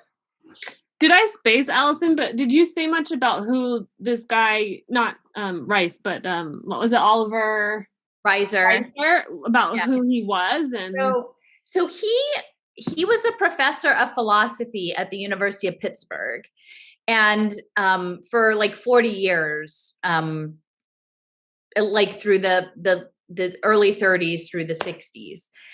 And he was like, he corresponded with Einstein, and he had these, he published a lot, and it was all about this idea of frequency and electromagnetism and like sort of shared consciousness in brains. And then in later in his life, he connected with this Julius Stolman. Actually, not even that much later, probably by the 40s, 1949, Julius Stolman and Fritz Kunst had created this thing called the World Institute, affiliated with Case Western Reserve. At that point, it was just Western Reserve in Ohio. And that's, it's in Cleveland, and that's where Standard Oil was incorporated. That's where Rockefeller was from. And so they had, essentially, they've been trying to build this global brain since the 40s, and they created several, they launched several conferences in 1949. And like the chair of their committee, it was called the Foundation for Integrated Education. And if you go on the Internet Archive, Julius Stolman and Fritz Kunst was actually the head of theosophy in North America, which is very like powerful in terms of this esoteric stuff that's going on. He was born in Adyar, India. So this is sort of the Western colonial, he was working with Annie Besant there in India, in Adyar. So it's this sort of occulted, esoteric, but melded with high level academic access, because the chair of this Foundation for Integrated Education, his name was Henry Margenau. I think it was Henry Margenau. He was the chair of physics at Yale, and his focus was material reality. And so I started mapping, like they had two launch conferences in 1949. One was at Wellesley and one was at the Montecito School. And so then I made this like giant map of stuff around, like Montecito is outside of Santa Barbara, and talk about mission system. Like that was because Junipero Serra's papers are still in Santa Barbara. So that was pretty intense. And Ojai. So the Theosophists are all set up in Ojai with Krishnamurti. So, anyway, I've just been mapping all the people who like spoke at their conferences, who were on their committees, and it's like the highest level Ivy League individuals who are, and scientists, research scientists who were focused on theoretical physics, Manhattan Project, Navajo ritual, Aboriginal ritual, mystic, like this guy Pitirim Soropkin was in the group, and he was a Harvard applied sociologist. He created a whole institute called the Institute for Creative Altruism, funded by Eli Lilly, the drug company. So they were interested in quantifying everything, making everything a number. There was a guy, Robert Hartman, and he was the father of the 401k, but also corporate good citizenship and love. And he wanted to measure all of that, like measure love, measure altruism, get it in the machine. So it is, all of this integration is very mechanical. It is the mechanical angel whispering in Cortez's ear. I mean, that's what this thing is. And these were very well-connected people. And it seems like some other people have actually been speaking about it online, and that's where I started to dig in. But I've been literally going through and writing everybody's name down and who they were, because I feel like it's like you get the contours of what it is they must have been looking for. And I think later, Oliver Reiser and Julius Stolman and Ervin Laszlo and Alexander Maslow, Maslow's Hierarchy of Needs, like they were all in a book called Emergent Man that came out in 1973.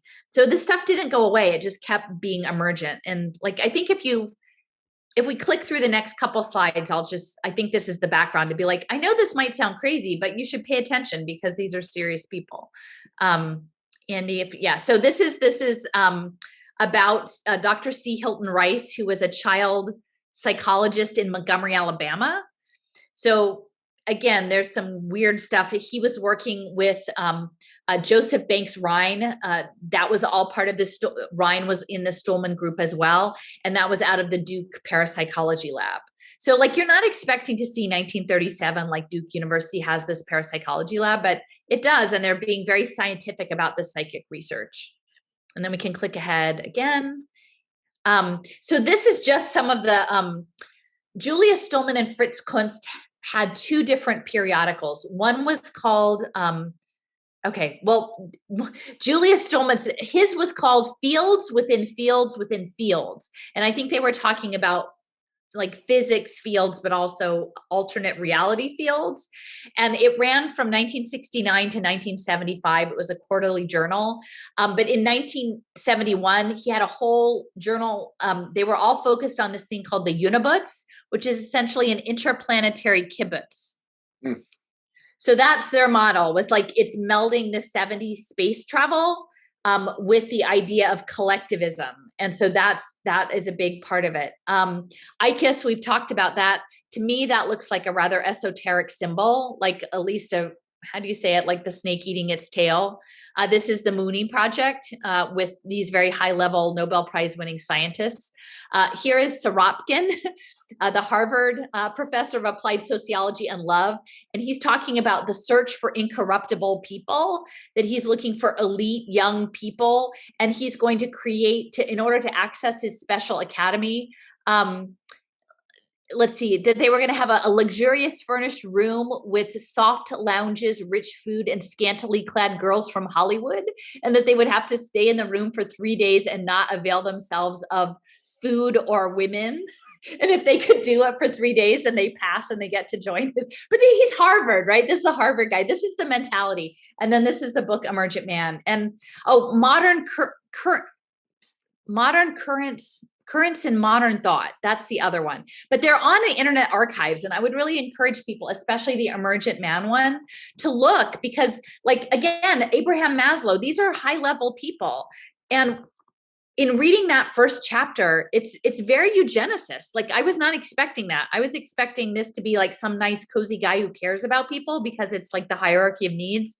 And literally he's saying some people are better suited specimens than others. And those people should be the choosers of the things for society. And if they choose and you don't like it, you should just suck it up, because eventually you get used to it, because they're the good choosers. So just get over it. Like, that's the chapter that he's in. Now, I don't really know how to explain that. I haven't read much more beyond that, but it's pretty shocking, some of the stuff that is being said here. Again, this intersects with, the space program. And I think, based on what I'm seeing, it feels like that the space program had a lot deeper layers of like altered consciousness, that it wasn't necessarily outer space. It may have also been inner space. and that some of the Cold War era stuff was being embedded in the space program, like in some sort of interdimensional stuff. And I will say there's an individual, Barbara Marks Hubbard, who was part of this group. She was very into the space advocacy. And it was quite interesting because essentially what they were doing is they were going around to young people, impressionable young people in the 70s, and saying, everything is really bad, but it will be better in space. We should just leave here and go into space. And then we will have like a more just world out there. And when I'm reading that and I'm thinking, and she's like, and they would all be dressed up like Star Trek. And I'm thinking, guys, Star Trek was a Fabian socialism. Like that, it's a space Fabian socialist program. Like, but it was Fabian. It's like, because if you look at what Mark Andreessen is saying, like of the venture, Andreessen Horowitz and his wife, Laura Arrillaga, like she set up impact investing at Stanford. And he's literally going out saying, reality privilege is a thing. And, you know, the real world sucks. It's never going to get any better. And the only way to have justice, social justice, whatever, like not racism is to live in the metaverse. And like, it's the exact same narrative. In the 1970s, it will like, we will escape all of the bad things of the material reality and we'll go into space. And then look, we can have Star Trek. But now the new version is the metaverse, only it's run by the CIA. Maybe they were both run by the CIA. I don't know. Well, I would certainly say that the search for incorruptibles, again, it seems like the capitalist class is great at inverting, because I actually can see how for him, you will find the incorruptible through this process. And I do feel like, you know, like the stuff that, what's the guy, who's the director, Eyes Wide Shut? Yeah, you know, Stanley Kubrick did that movie, which spoke about these, and you hear about it in the secret societies and the dark things that they do. And I believe in their own minds, I think that is how they create a society of incorruptibles, people who are wholly dedicated to mayhem, and to selfishness, and to a world just for them, and who would be fine, or who just breathe eugenics ideas because that's just the world that they've been raised in. So I do feel like it adds up to me, to how the capitalist class builds a class ideologically for itself and of itself, one that's fit, you know, do the kinds of things that they need to do in order to make the world, the way they want to make it. Like, sounds like this guy was a good chooser himself. You know, and again, like these people, again, he's a Harvard person. You know, these people go to Harvard for a reason. Harvard, you know, I remember I was forced to apply to Harvard, and I remember that process was like, you know, talking to alumni and getting their approval, and then showing ambition and this and that, and they select a type of person, you know, and obviously I didn't get in. And I'm glad I didn't. I don't know what kind of human I would be right now. But again, this is how this system gets perpetuated, you know. And I guess maybe I'm being redundant to that point. But yeah, no, I don't want to choose for anybody else. I don't want to have to choose. I want to make choices for myself. You know, This is what I learned by doing the organizing that I did early in the pandemic. You know, when I myself was going that nonprofit bullshit rabbit hole, where like I was like, you know, buying that narrative of, you know, I'm a good chooser, you know, I'm a chooser, good intentions, you know, and then I realized, you know, hell no, like this is not like, there's no way to fix this. And so my energy will go to like, you know, revolutionary work, whatever that means, you know, but I just know that it's not that, you know, and my partner and I often, like, you know, are frustrated, you know, our fellow organizers or people or like the nonprofit system, because just to bring it back to the, you know, the conditional cash transfers, the systems that exist swallow people, chew them out, spit them out, brings them back in there. You know, like my partner herself works for people, the most abused, neglected people in San Francisco, one of the richest city in the world. She works in the depths of hell, basically.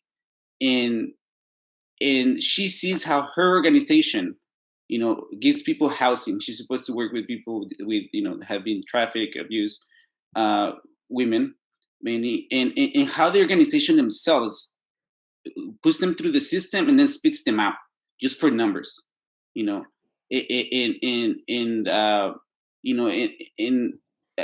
it's just this idea that we can just gather crumbs and distribute them as long as we had the right set of data, in good people choosing, with good intentions. And it's just delusional and it's crazy. And I guess people are not paying attention to these systems, how they are working, and and the energy goes into perfecting these systems. And then the workers themselves get, chewed up, and the good ones leave, like the ones that are willing to submit to this system stay in the system, and they grow up to be the boss ladies, in the nonprofit system, and people of color. And it happens in so many ways, but that's what this steers in me, the good chooser part, no, I don't want anybody to choose for me. I don't want to choose for anybody. I want to collaborate to make a society, in deciding. It's not gonna be perfect. I'm not a utopian person. We're gonna fucking disagree on shit, and it's just, it bothers me, like these people have so much influence, and I actually see a lot of these thoughts in liberal progressive circles, and in like designing a better society, designing better cities, designing better humans, designing better biology. Like, again, implicit in there is this notion that that we don't trust humans. Just like this person, right? We need to build a better society. That reality is bad, right? People are bad naturally. And also we want to control death, right? And so we are going against all these. We don't want to get sick, right? Just the pandemic was all about that. Getting sick is bad. You can never ever get sick again. And so, it's just scary that this is the dominant. This is not just Harvard people now, because I see this kind of thought in people from Berkeley, in people from SF State, in people in the community circles that I organize with, and that right now I don't see eye to eye with. And again, the people that stay in those systems are complicit and or just completely oblivious to a lot of this shit. Because again, like going back to Rosa Luxemburg, and I don't know who said this quote, but revolutionaries are shut down by reformists. Wow. And this happens in these circles. Like people, if you don't want to comply, if you don't want to be part of the bullshit and the, like the sucking up to people and not challenging the system, you get chewed out, you get ostracized, and you get pushed out. And those are your options. If we don't challenge the system, to completely destroy them and actually take control of our communities, to serve life and control of our labor ultimately, and not play this game. Otherwise we're gonna let these kind of people choose for us. Labor and spirit, I think, both. Mind, I think it's both pieces, but well said.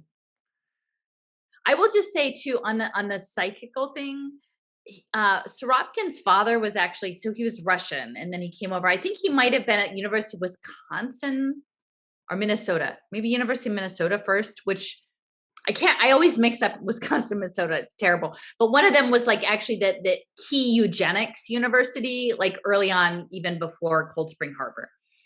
But his father was a Russian icon painter. So he has this mystic background. Stulman was very active. He brought over the Lubavitcher Rebbe in 1941. So he and his son Stephen were very connected to Chabad, Kabbalah, Orthodox Judaism. Fritz Kunz was Theosophist.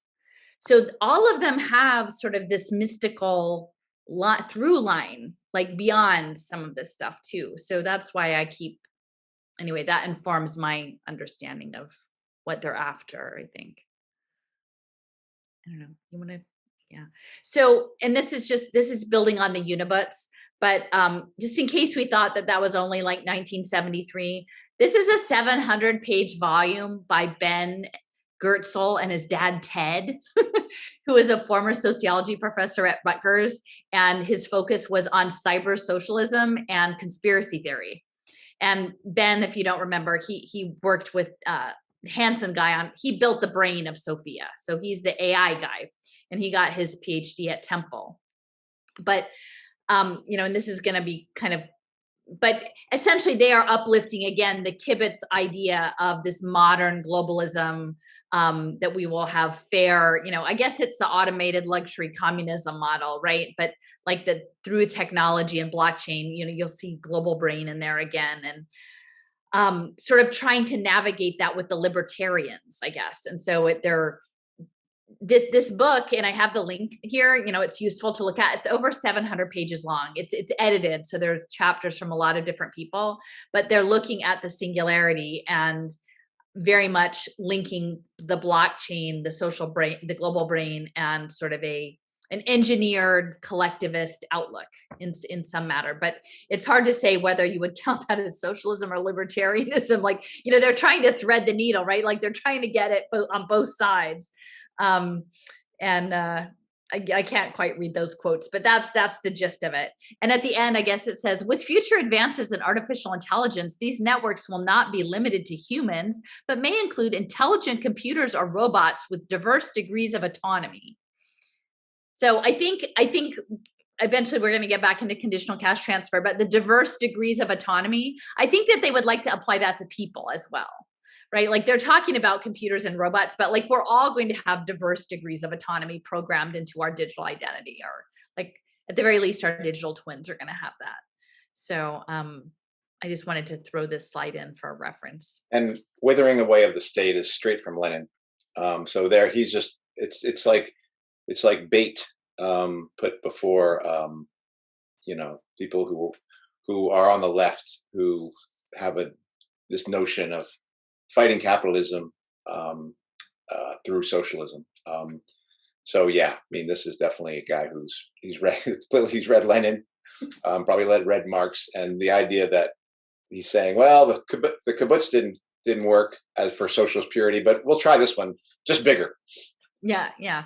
Well, and he was actually presenting in Spain, Ted, the dad, on cyber socialism in 2015, as recently as 2015. So, this is an idea, and, it even goes back to, Cybersyn in Chile and Stafford Beers. And I never could understand that. Like, why would you bring in an English systems theory guy to like run your Latin American socialism? That makes no sense. But I mean, now it does, right? If it's not what you thought. But he was lecturing on that. And what I find, again, in the esoteric realm of interest is that he ended up retiring to Marietta, Ohio. And like, Marietta, Ohio is probably like, it's the small town in Ohio, but it is the location of one of the most prominent Adena mounds of the Mississippian mound building cultures. And it was where Washington opened up the Northwest territories into Ohio. And Ohio is this central place, both with J.D. Rockefeller and Standard Oil and Battelle and Columbus and Knowledge Works and Strive Together and these mound building cultures. And it seems so boring, but there's energetically stuff going on in Ohio. And I find it very intriguing that Ted Goertzel, whose like son lives in Hong Kong building the AI robots, would move to Marietta, Ohio to like wrap things up after. I think he was in central New Jersey before, out greater Philadelphia. So I find I'm always intrigued. I'm like, Ted, why'd you go to Marietta? I have to say, when I talked to Stephen Newcomb he wrote Pagans in the Promised Land, and he said once he was in Marietta, Ohio, and he just happened to walk up in the historical society, somebody, like, it was locked, but somebody was going in. He's like, can I, do you mind if I look around? And the guy's like, sure. He comes in and there's George Washington's Masonic apron in there. So there's a lot of imprinting going on. All right, we can next one. Yeah, let's do that. I think eventually we'll get back to Mexico. Here we go. Okay. So anyway, so we're gonna like loop back into the conditional cash transfers in Mexico, because again, we've set it against the backdrop of integrating society into, this post-national, post-human, post-religion, full-on science world, right? And so we're going to be engineering society towards that end. And this is all literally social engineering, right? And so the point I want to make is that this was happening throughout the 1990s, and the technology, even the cloud-based computing, was really in its very early stages.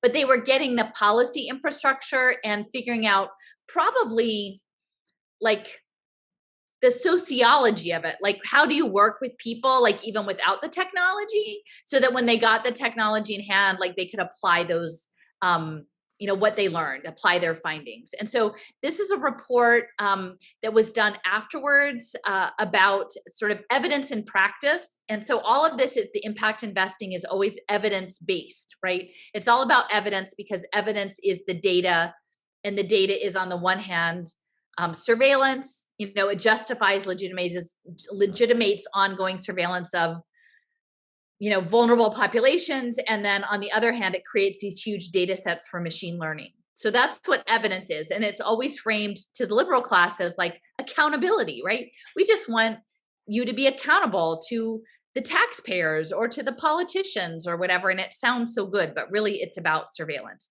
So I wanted to bring this up because this is in one of this overview report, and they were talking about the impacts. And again, in Mexico, the expectation of getting this cash, which was directed towards low-income women and their children, predominantly revolved around meeting certain expectations about healthcare visits and wellness, and then around school attendance and participation.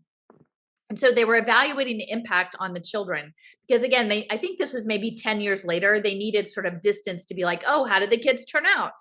And so one of the things they were talking about, that again, along the lines of the radioactive oatmeal, they were talking about that there wasn't much of an impact on the nutrition, because they were giving supplements to the kids. And they said, because there was a mistake in the iron formula that caused low absorption, blah, blah, blah, but didn't have a big impact. And then it goes on to say, even though the evaluations detected the problem with this iron being not right as early as 2001, the iron formula wasn't changed until 2005.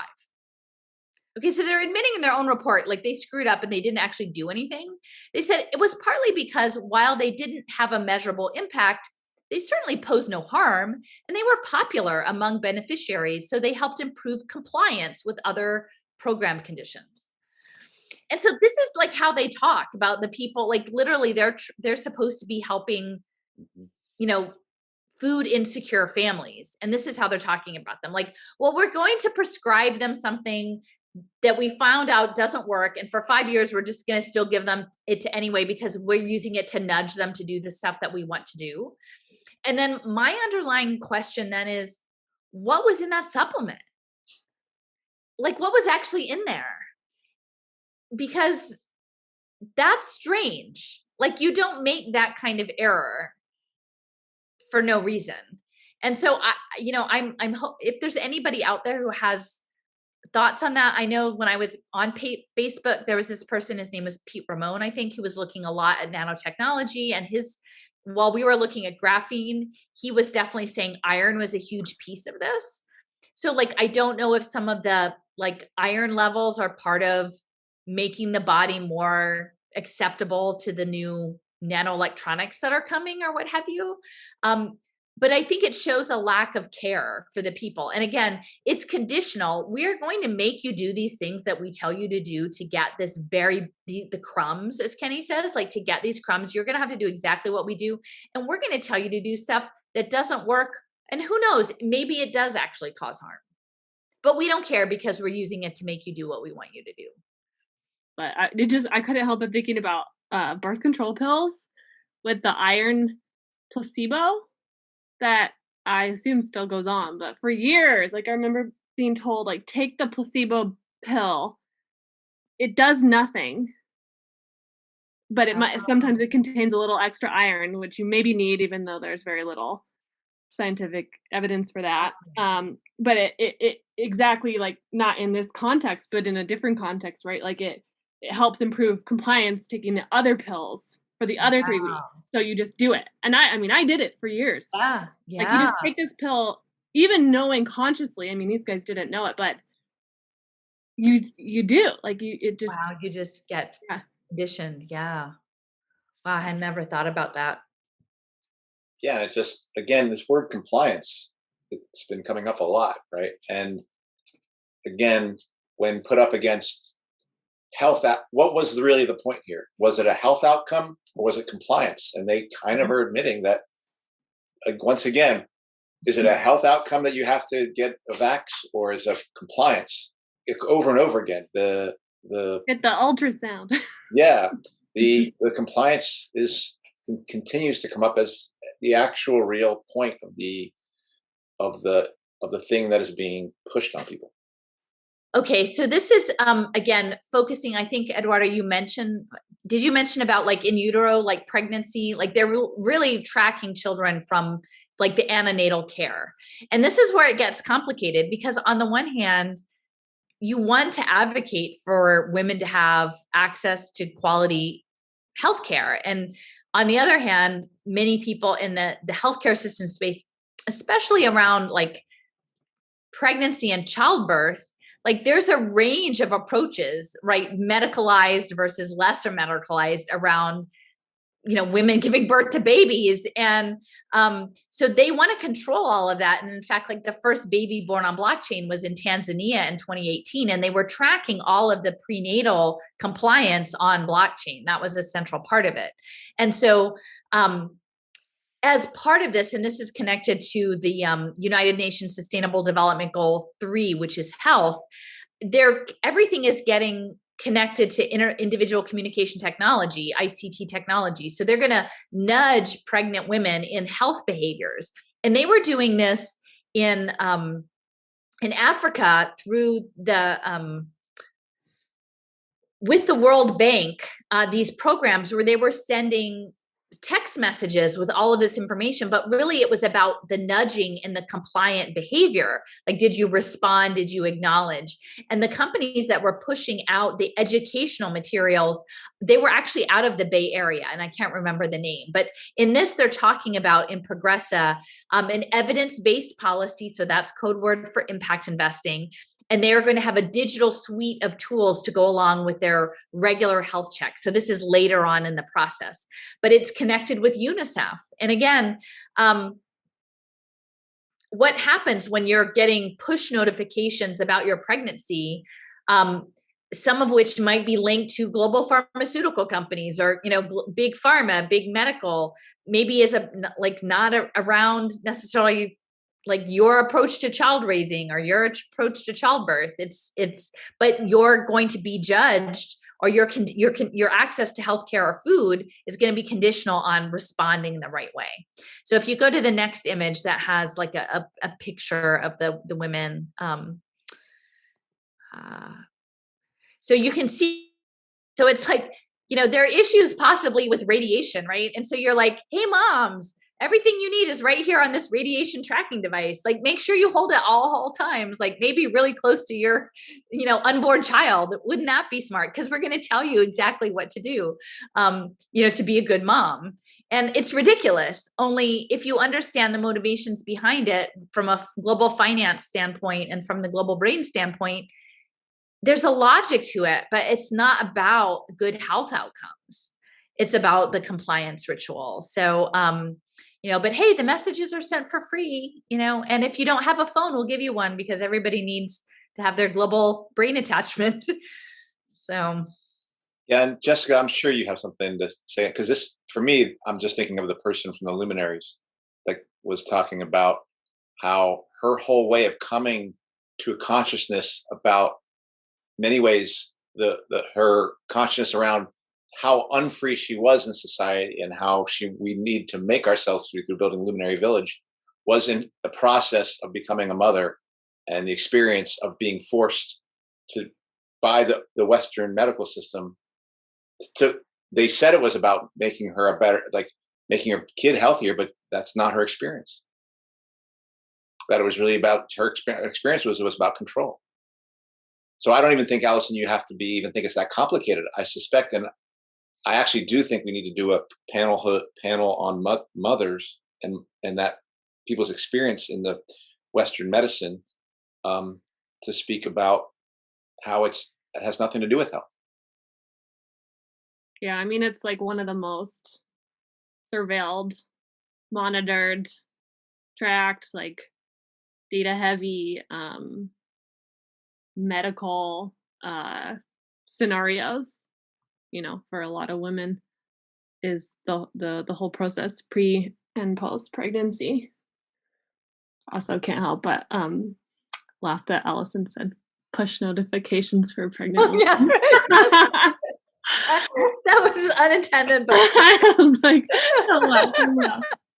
but yeah, I mean, I have a lot of thoughts on this, but my God. Can I just read this one line? So it says, we evaluate the impact of providing ad hoc information in general, but also the differentiated impact of sending information with high socio-emotional content and format, as well as personalization.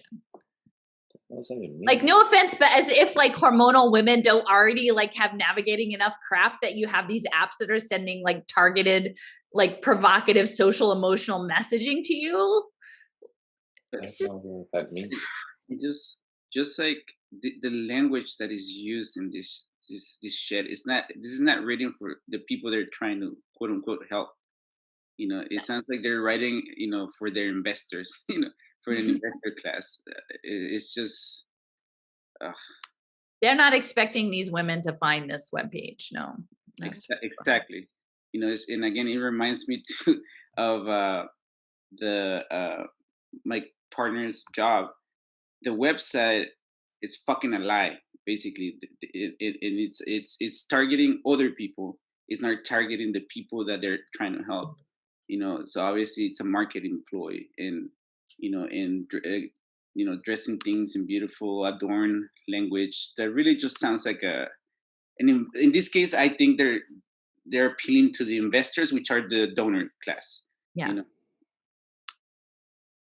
With the phone too, I always just think of that great Corey Morningstar line where she says, like, if people didn't buy smartphones, then they would give them away for free in cereal boxes or something like that. And it's like, yeah, well, with these cash transfer programs, they do. Yep. They do. Yep. They give you one. I wanted to make a comment on. I was wondering if these folks that are behind the personalized SMS messaging systems are also in partnerships with other companies like Nestle, because you know Nestle was focusing. I remember at some point to meet nutritional needs of Mexicans in Mexico, and they so their standard of what nutritional needs are for Mexicans is what they're going to influence these people through this data collection, through reaching tons of people through this digital system.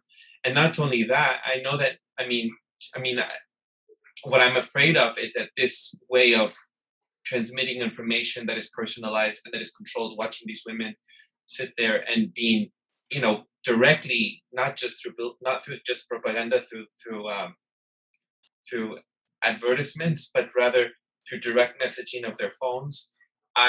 It's what, or commercials on television. I think that, like, I think of Nestle's campaign to try to say that infant formula was better at one point. Yeah. And that is what I'm concerned about is how much of this is going to be lobbied or pushed by other companies to be in partnership to direct their products directly to women in order to tell them that this is better for their communities, for their babies, for their lives, and to meet those nutritional needs. So I find this all just scary in the sense just to control people's behaviors, people's food intake. So that's the only thing I'm thinking of this whole thing. As if Nestle was so convincing and so effective without direct messaging and just through commercialization in Mexico, this will just be another way to get through and get directly linked to people to encourage them to do what is right according to whoever they're partnering with. And I think too, like it'll be framed from a position of like inclusivity and empowerment of women, right? Like not some women like don't want to breastfeed, and some women can't, and you should be able to choose, and it should be personalized, right? Like, and really what they mean is just like buy our product, like go away from what's really natural, what's really good for you and your baby. Yeah, like I see that corporate messaging a mile off. Takes me back to that, last 2 years again. The vaccine is more powerful than natural immunity, right? And this Pfizer, you gotta get Pfizer, not Johnson and Johnson. Pfizer will do it. It's the powerful one, and again, like it's just everything corporate is better for your health. Well, and that's why I think the whole like control of the food system, and again, the Green Revolution in Mexico being central, is because a lot of what's us is also our microbiome, is also all the stuff that's in and on us and in our guts and all of that stuff, and that connection like between baby and mother and the birth canal and the breastfeeding. Like it's all about the microbial like interactions and these complex things that mesh you into your environment. And if you create this sort of clean and clinical separation, and then you frame it as precision, right? Precision nutrition, right? And it has this eugenics thing, only now it's not even going to be called eugenics anymore. I have this great clip of Dominic Cummins, who is the advisor to Boris Johnson, who is behind this like ARPA, the new ARPA medical stuff. And it literally talks about like, you should educate children based on their genomic sequence, like straight up eugenics on his blog. And he was asked in a hearing last year, does he believe in eugenics as a science and that it should be funded? And it was a Black woman asking him, and he just said, well, I don't know what you mean by eugenics, but this synthetic biology is really great. And I think it's very important because of the pandemic, and on and on and on. And so like that conversation is there, only now we've normalized eugenics, right? And now it's actually, as you said, Jessica, it's going to be empowering, right? We have a custom blend just for you to like fix all the things that are wrong with you, and it's going to feed into all of that. And it may not even be a sale, because literally they may program your benefit that you have, well, I mean, I guess if you're breastfeeding, hopefully you always have a choice, but like, who knows how they can control things? I don't know. No, they'll have you track it. Like they have women like track their menstrual cycles, like, all the apps, like that's the whole industry, like track like how many times a day your kid latches, and, they'll find a way to exploit it. Well, and I will say, there's a whole section, like the long-term birth control is being used in really nefarious, like the injectable birth control, like for women in prison. Oh, you'll get a shorter parole if you put in this birth control, right? I mean, and they were doing that in Oklahoma with the backing of the Kaiser Foundation, I believe. So, and Bill Gates has already worked with MIT on remote control birth control, like implantable birth control, remote control. So yeah, this eugenics stuff totally never went away. And you really have to kind of get a grip on like the US, but it's all framed as progressivism. I think that's the thing that has hit me so hard, is you always imagine like eugenics, like it's a terrible thing, but it was framed as a positive, right? We're getting rid of those feeble people. Like we're going to make sure that doesn't like mess up our gene pool. And it's progress, and it's really messed up. So, okay, let's keep going, because I know we're getting close. But okay, so this is just some images. It's a close-up of the map. I'm trying, my eyes are so bad. Santiago Levy, he was the guy who helped implement it along with Jose Gomez, I think. Levy came out of Boston University. So again, he's US trained. Zedillo and Gomez like met each other through the Central Bank of Mexico. And we've talked a little bit about where Zadia went to afterwards, but I do think that the economic crash, the rising rates of poverty, it was already at pretty high levels of poverty, but it just went off the charts after NAFTA. And then later in his presidency, he took away the tortilla subsidy. And so that was part of what I talked about in the article, was at this time, there was a shift. Again, taking away the subsidy was one of them. And then even when the subsidy was still happening, there was a pivot into, I can't remember the company, but is it like a masa? Like the original tortillas, it's very labor intensive to make them the way you make them. And so there was like this shortcut, like fast food sort of this company that was dominating the tortilla market and is also in the US market. I can't remember the name of the company, but it was, Maseca. do you know? Maseca? Yeah, that sounds right. Yeah. So it was like a shift in the production, like that would affect probably the nutritional quality. And also it had larger repercussions for culture, because it was, again, making the traditional way was very labor intensive, and it was predominantly women's work. And so again, it would be framed as empowerment, right? Like, you don't have to do that anymore. Now you can do what we want you to do. But it was breaking those traditional foodways, beyond just the GMO, but actually the production, and then and that the tortilla subsidy was supporting a lot of small scale farmers. Like it was providing the supports that then went away and then opened everything up for bigger agribusiness. I actually have had coworkers, from Mexico, that have shared their story, and about how they, used to plant corn and then do like a Jamaica flower, like a hibiscus flower. See, they had this process, right? A traditional process, but then, in the 90s, they were pushed out, they couldn't sell their product to the market, and so then the next step was they were pushing to working for the Green Giant, right? In Mexico, the factory. And then eventually they made it to the US. So again, like you said, just speaking to what you said, like dismantling their way of life.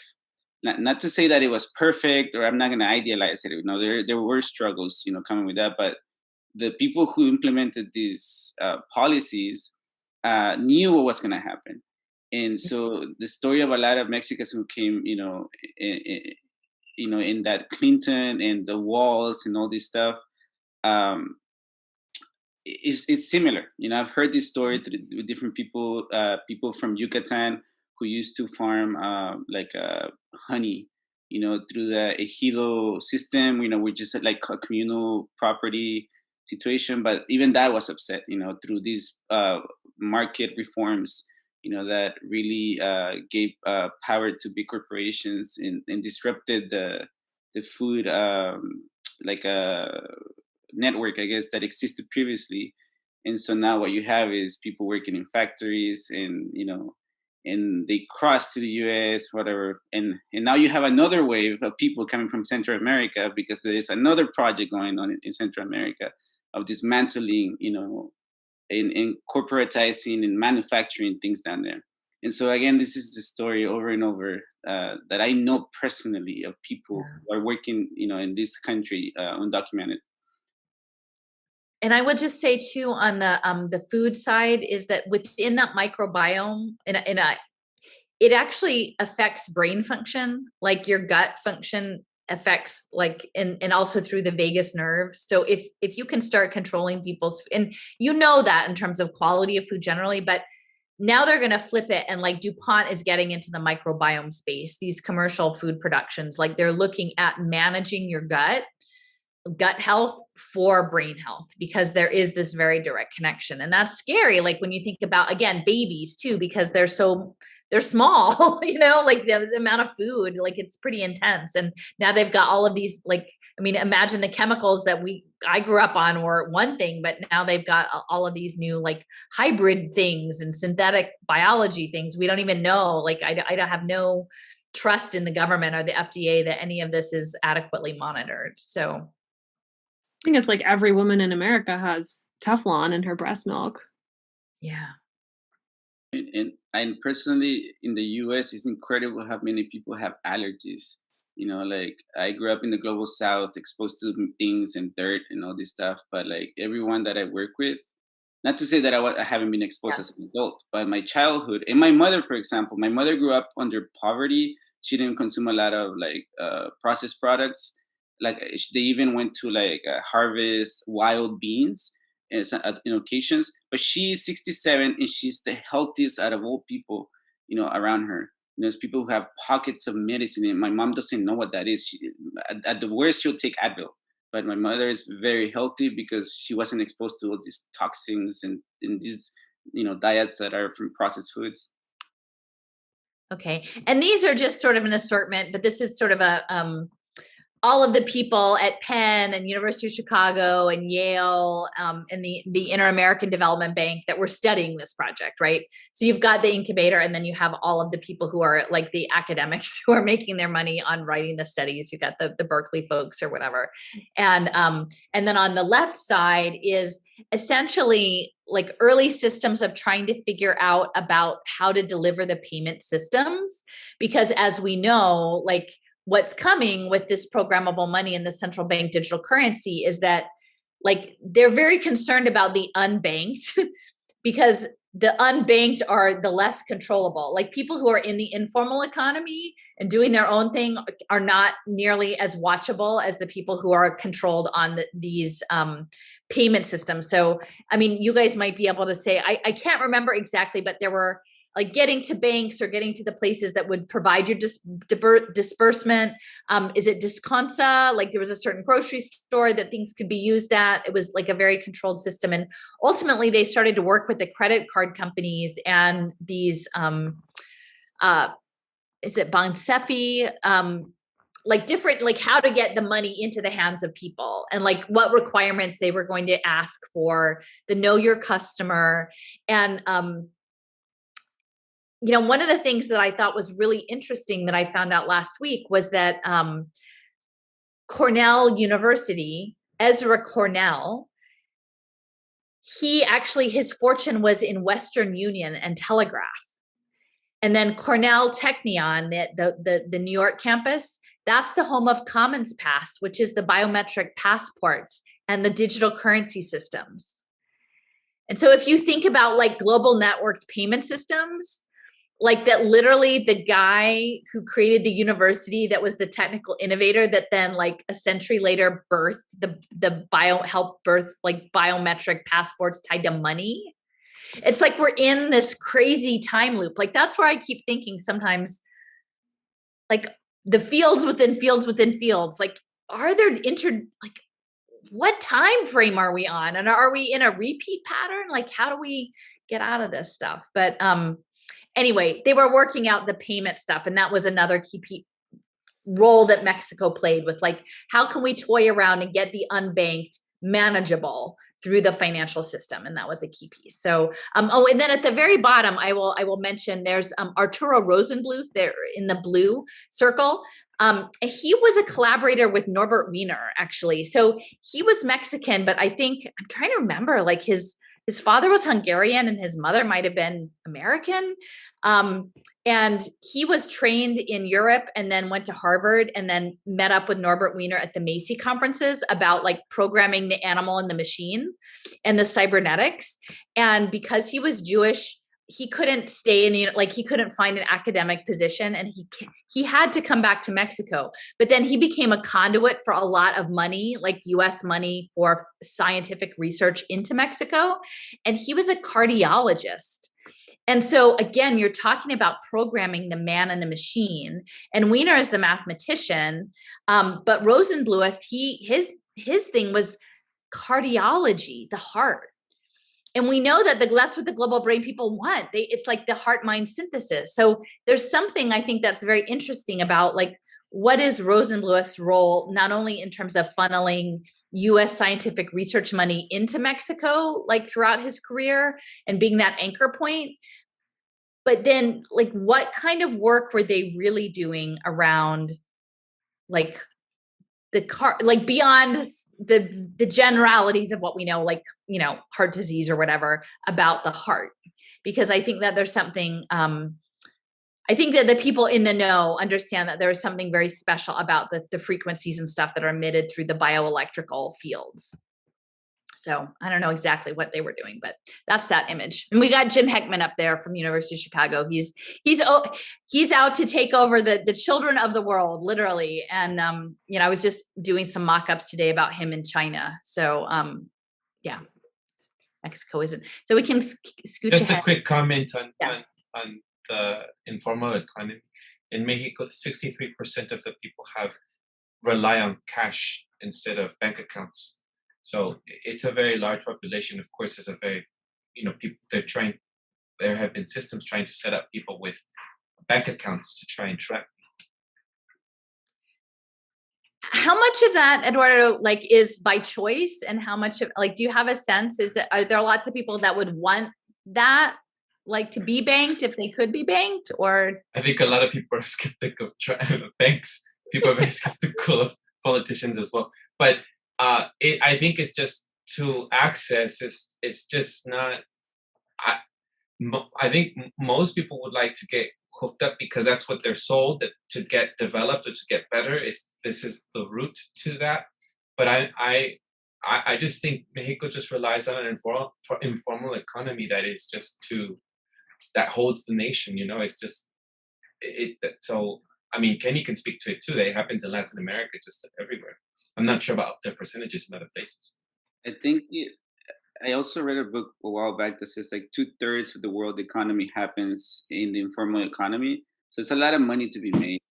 And one of the reasons I think a lot of people in the global south they do cash because of tax evasion. Because otherwise, their income is not going to go far. And it's a way to kind of bypass the products. I did it in not tax evasion. I when I was in Nicaragua, I could go to when I was building a house there, I could go to the formal market, like the Home Depot essentially.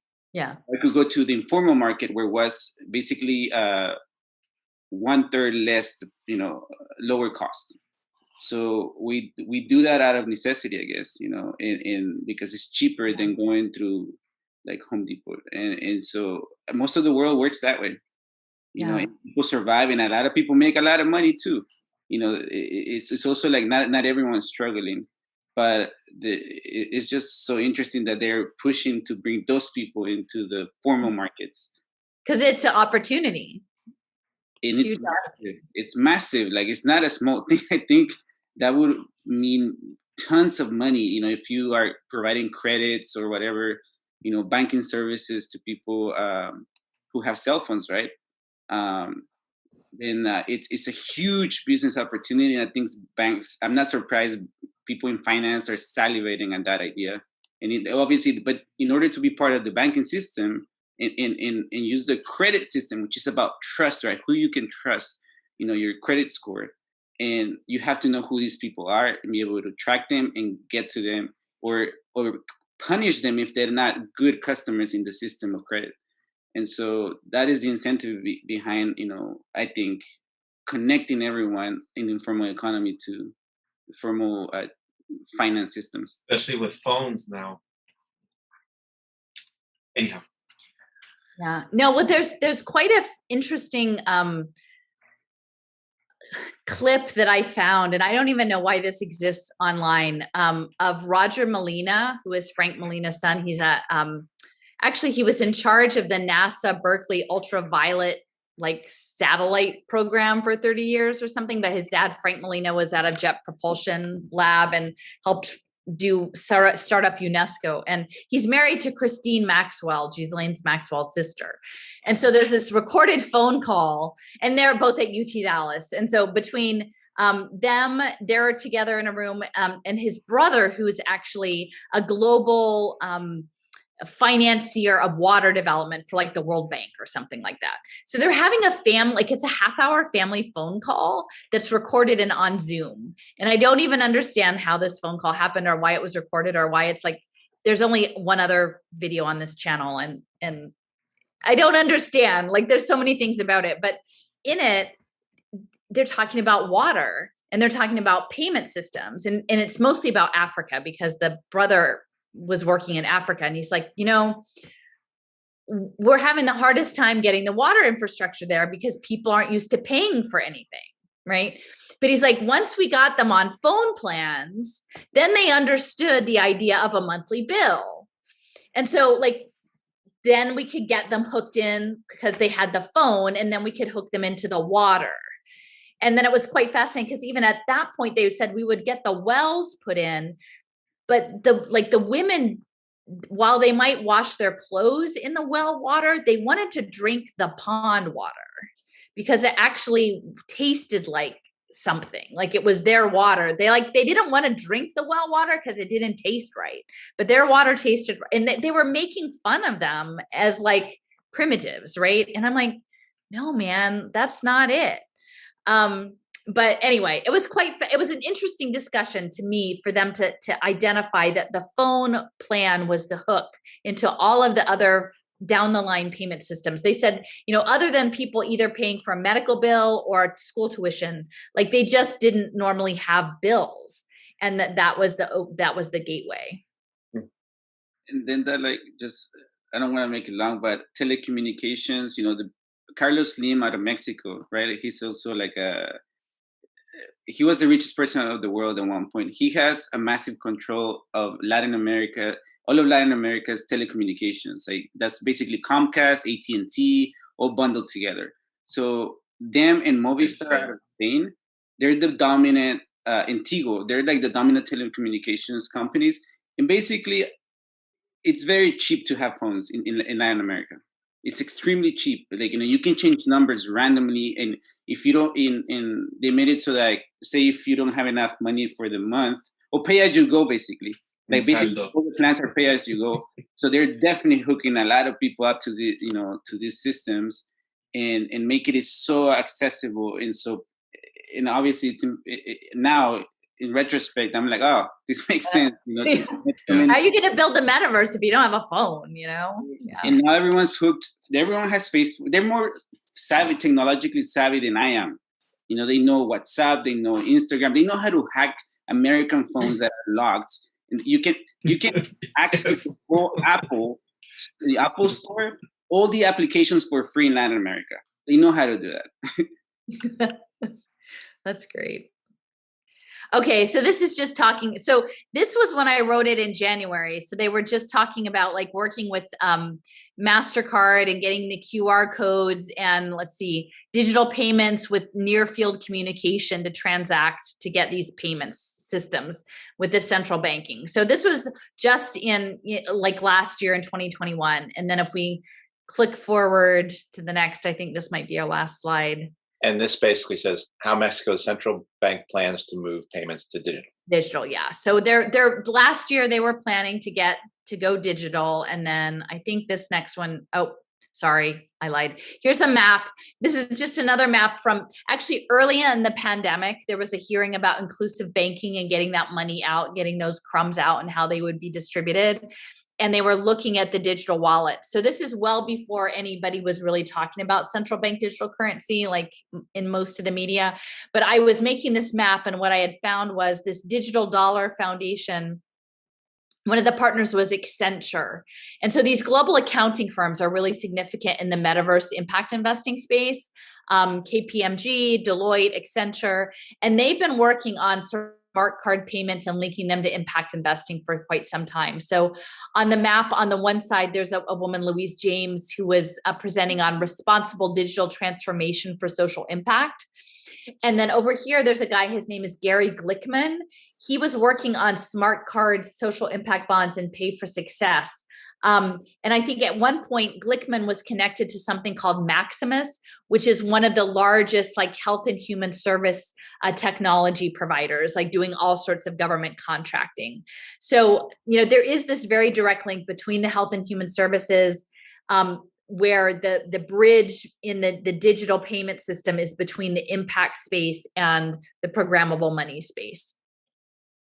Okay, so I think we'll end on this one. So this is Indira Kempis, and I guess she was for quite some time a big promoter of Bitcoin and like going to all of their conferences and everything. And And I think this is, and I'm trying to navigate this myself because I've kind of like on my Twitter, like if you have laser eyeballs or Bitcoin, I generally just remove you immediately because like you're not going to hear my message, right? But I think in the next 6 months, the reality is going to start to hit that like these other cryptocurrencies, they're not all that. Like they're all meant to be programmable money. That this was all bait and switch. And so like then she flipped over to promoting the central bank digital currency legislation. I just want to add one quick note. If you want to add it back to that cell phone and telecommunications in Latin America, just one interesting thing was that when you got those pay-as-you-go plans, you basically were paying for the minutes you called, the text, but Facebook, Instagram, and WhatsApp were free as long as you were connected to those things. And so I always wonder how and why. Now I have a better sense of how and why, because, tracking and getting more customers into that. But again, the social media platforms were free included with your pay-as-you-go plans in Nicaragua and Guatemala for sure. Oh, interesting. I'll hit this now. Here we go. Hi, Bitcoiners! How are you? Well, in Mexico, 67 million people are not included in our financial system. Bitcoin is the answer to solve this problem. Through financial inclusion and financial education, the Mexican people, they have a better quality of life, and we can reduce social inequality around the country. Therefore, we have already been submitting bills to guarantee financial inclusion and financial education as a constitutional right for our population, for our freedom. Additionally, in 2 months, we will propose legislation to modify regulations in fintech and in monetary law. So it's Bitcoin law. And we have a message for our president. We're looking forward to sitting down and having coffee with you to talk about this plan. Bitcoin as legal tender in Mexico. Now.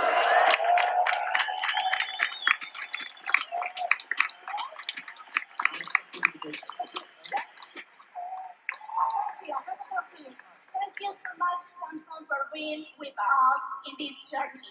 And thank you to you too. All right, thank you.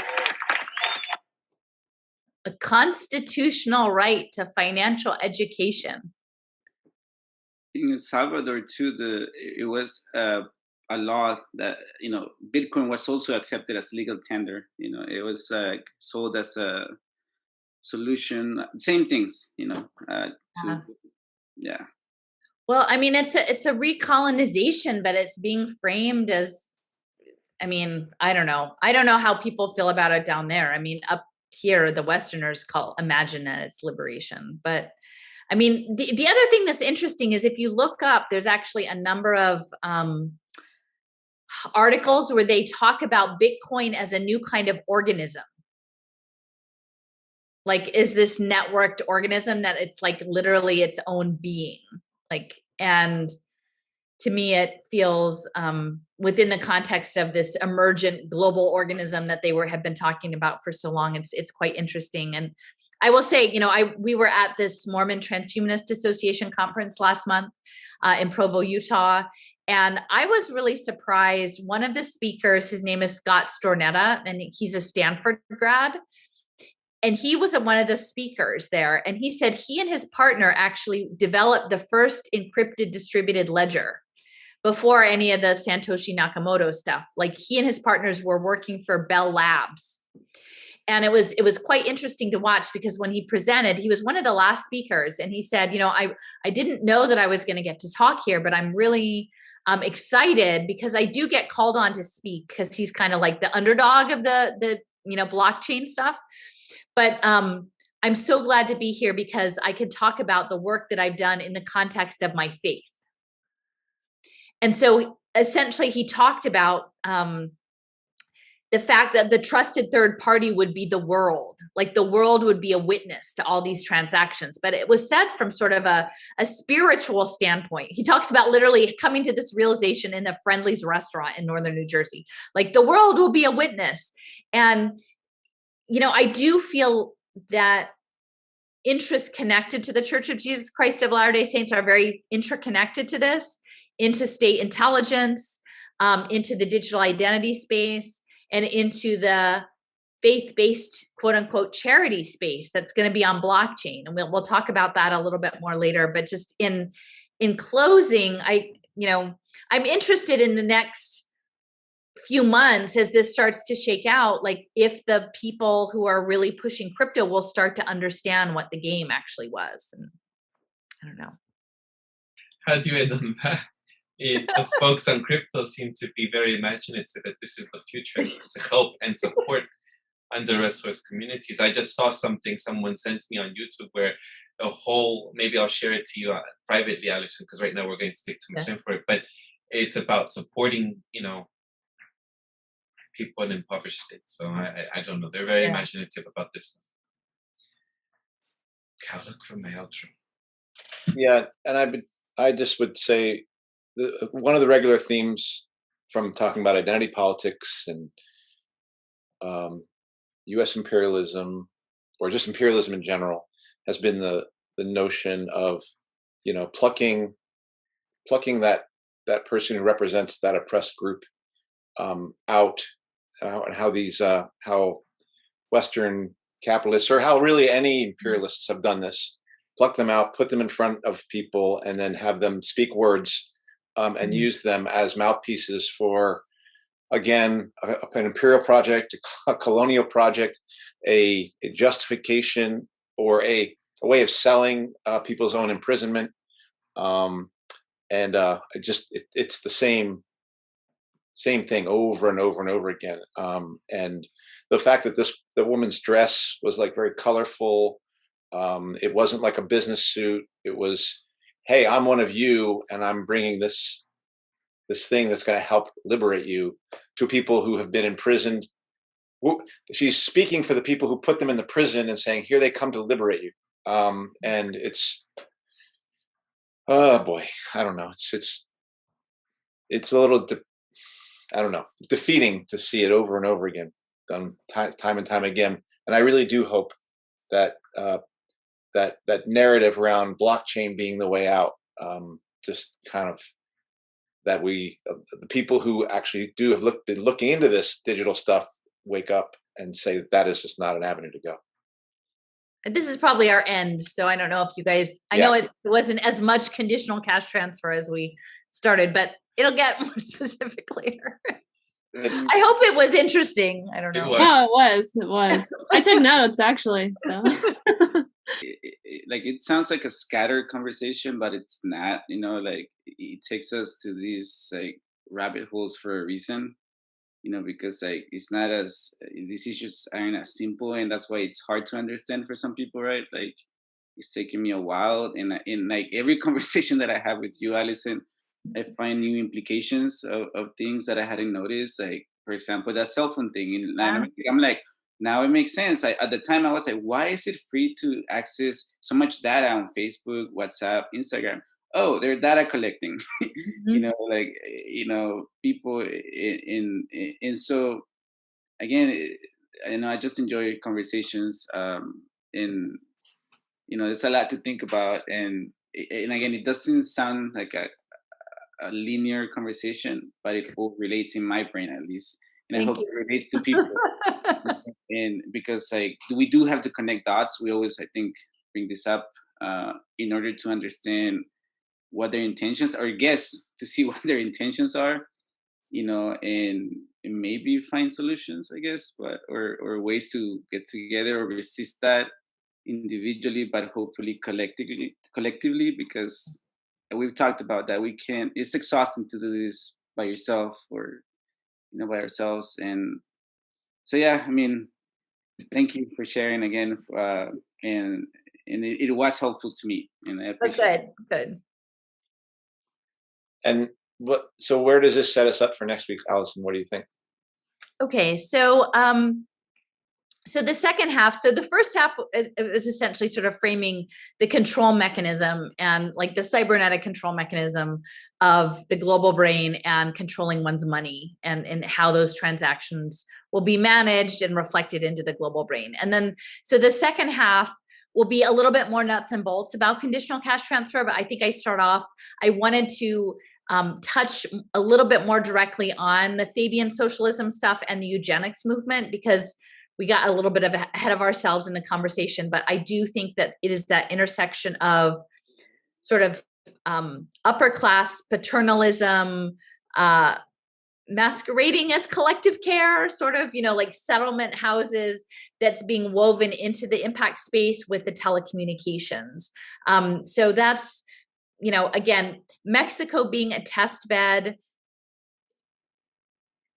in specifically looking at it, I think from like an indigenous standpoint, a standpoint of like sort of this sacred cultural practice and the corn culture and like it all goes together. So I think being the next door neighbor to the US, like it was very convenient for them just to scoop down and say, here, let us manage your poverty for you. We'll give you some good experts to do it. And then we'll use you as our test bed. So again, yeah, next time we'll be a little bit more specifics, but thank you for hanging with me for the context. It eventually it'll sink in. It's like an immersion, a random immersion class.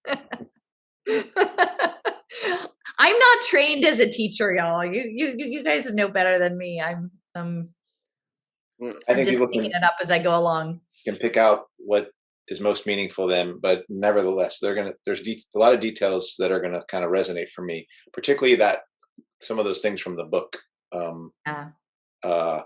About how the world today can be seen in the book that was written in the 30s. Yeah. All right. Well, that does it for this week's episode. I'm not sure if this is the longest episode running of all of our episodes, but this one we'll have part two on next week. So that does it for this week's episode. What's Left is a weekly political podcast that's challenging the mainstream left. It posts information about our topics and our guests on the episode notes where we found this episode, or on our blog at web-s-left@webnode.com. You can find past episodes to this podcast/channel there and connect with us. I remind folks, if you like anything you've heard here, please check out our blog. Please subscribe, rate, review, turn on your notifications to any of our platforms on Spotify, iTunes Podcast, Stitcher, Google Play, BitChute, YouTube, Rumble, or Telegram. And you can find any of that on the episode notes. Now, if you'd like to give us feedback about something you've heard or suggest something for us to cover, contact us through our blog. I'm Eduardo Barca with co-hosts Jessica, Kenny Cepeda, and Andy Lipson. Thank you very much, Alison, for joining us. We'll see you all next time. Welcome back. I'm so glad to see you. Yes.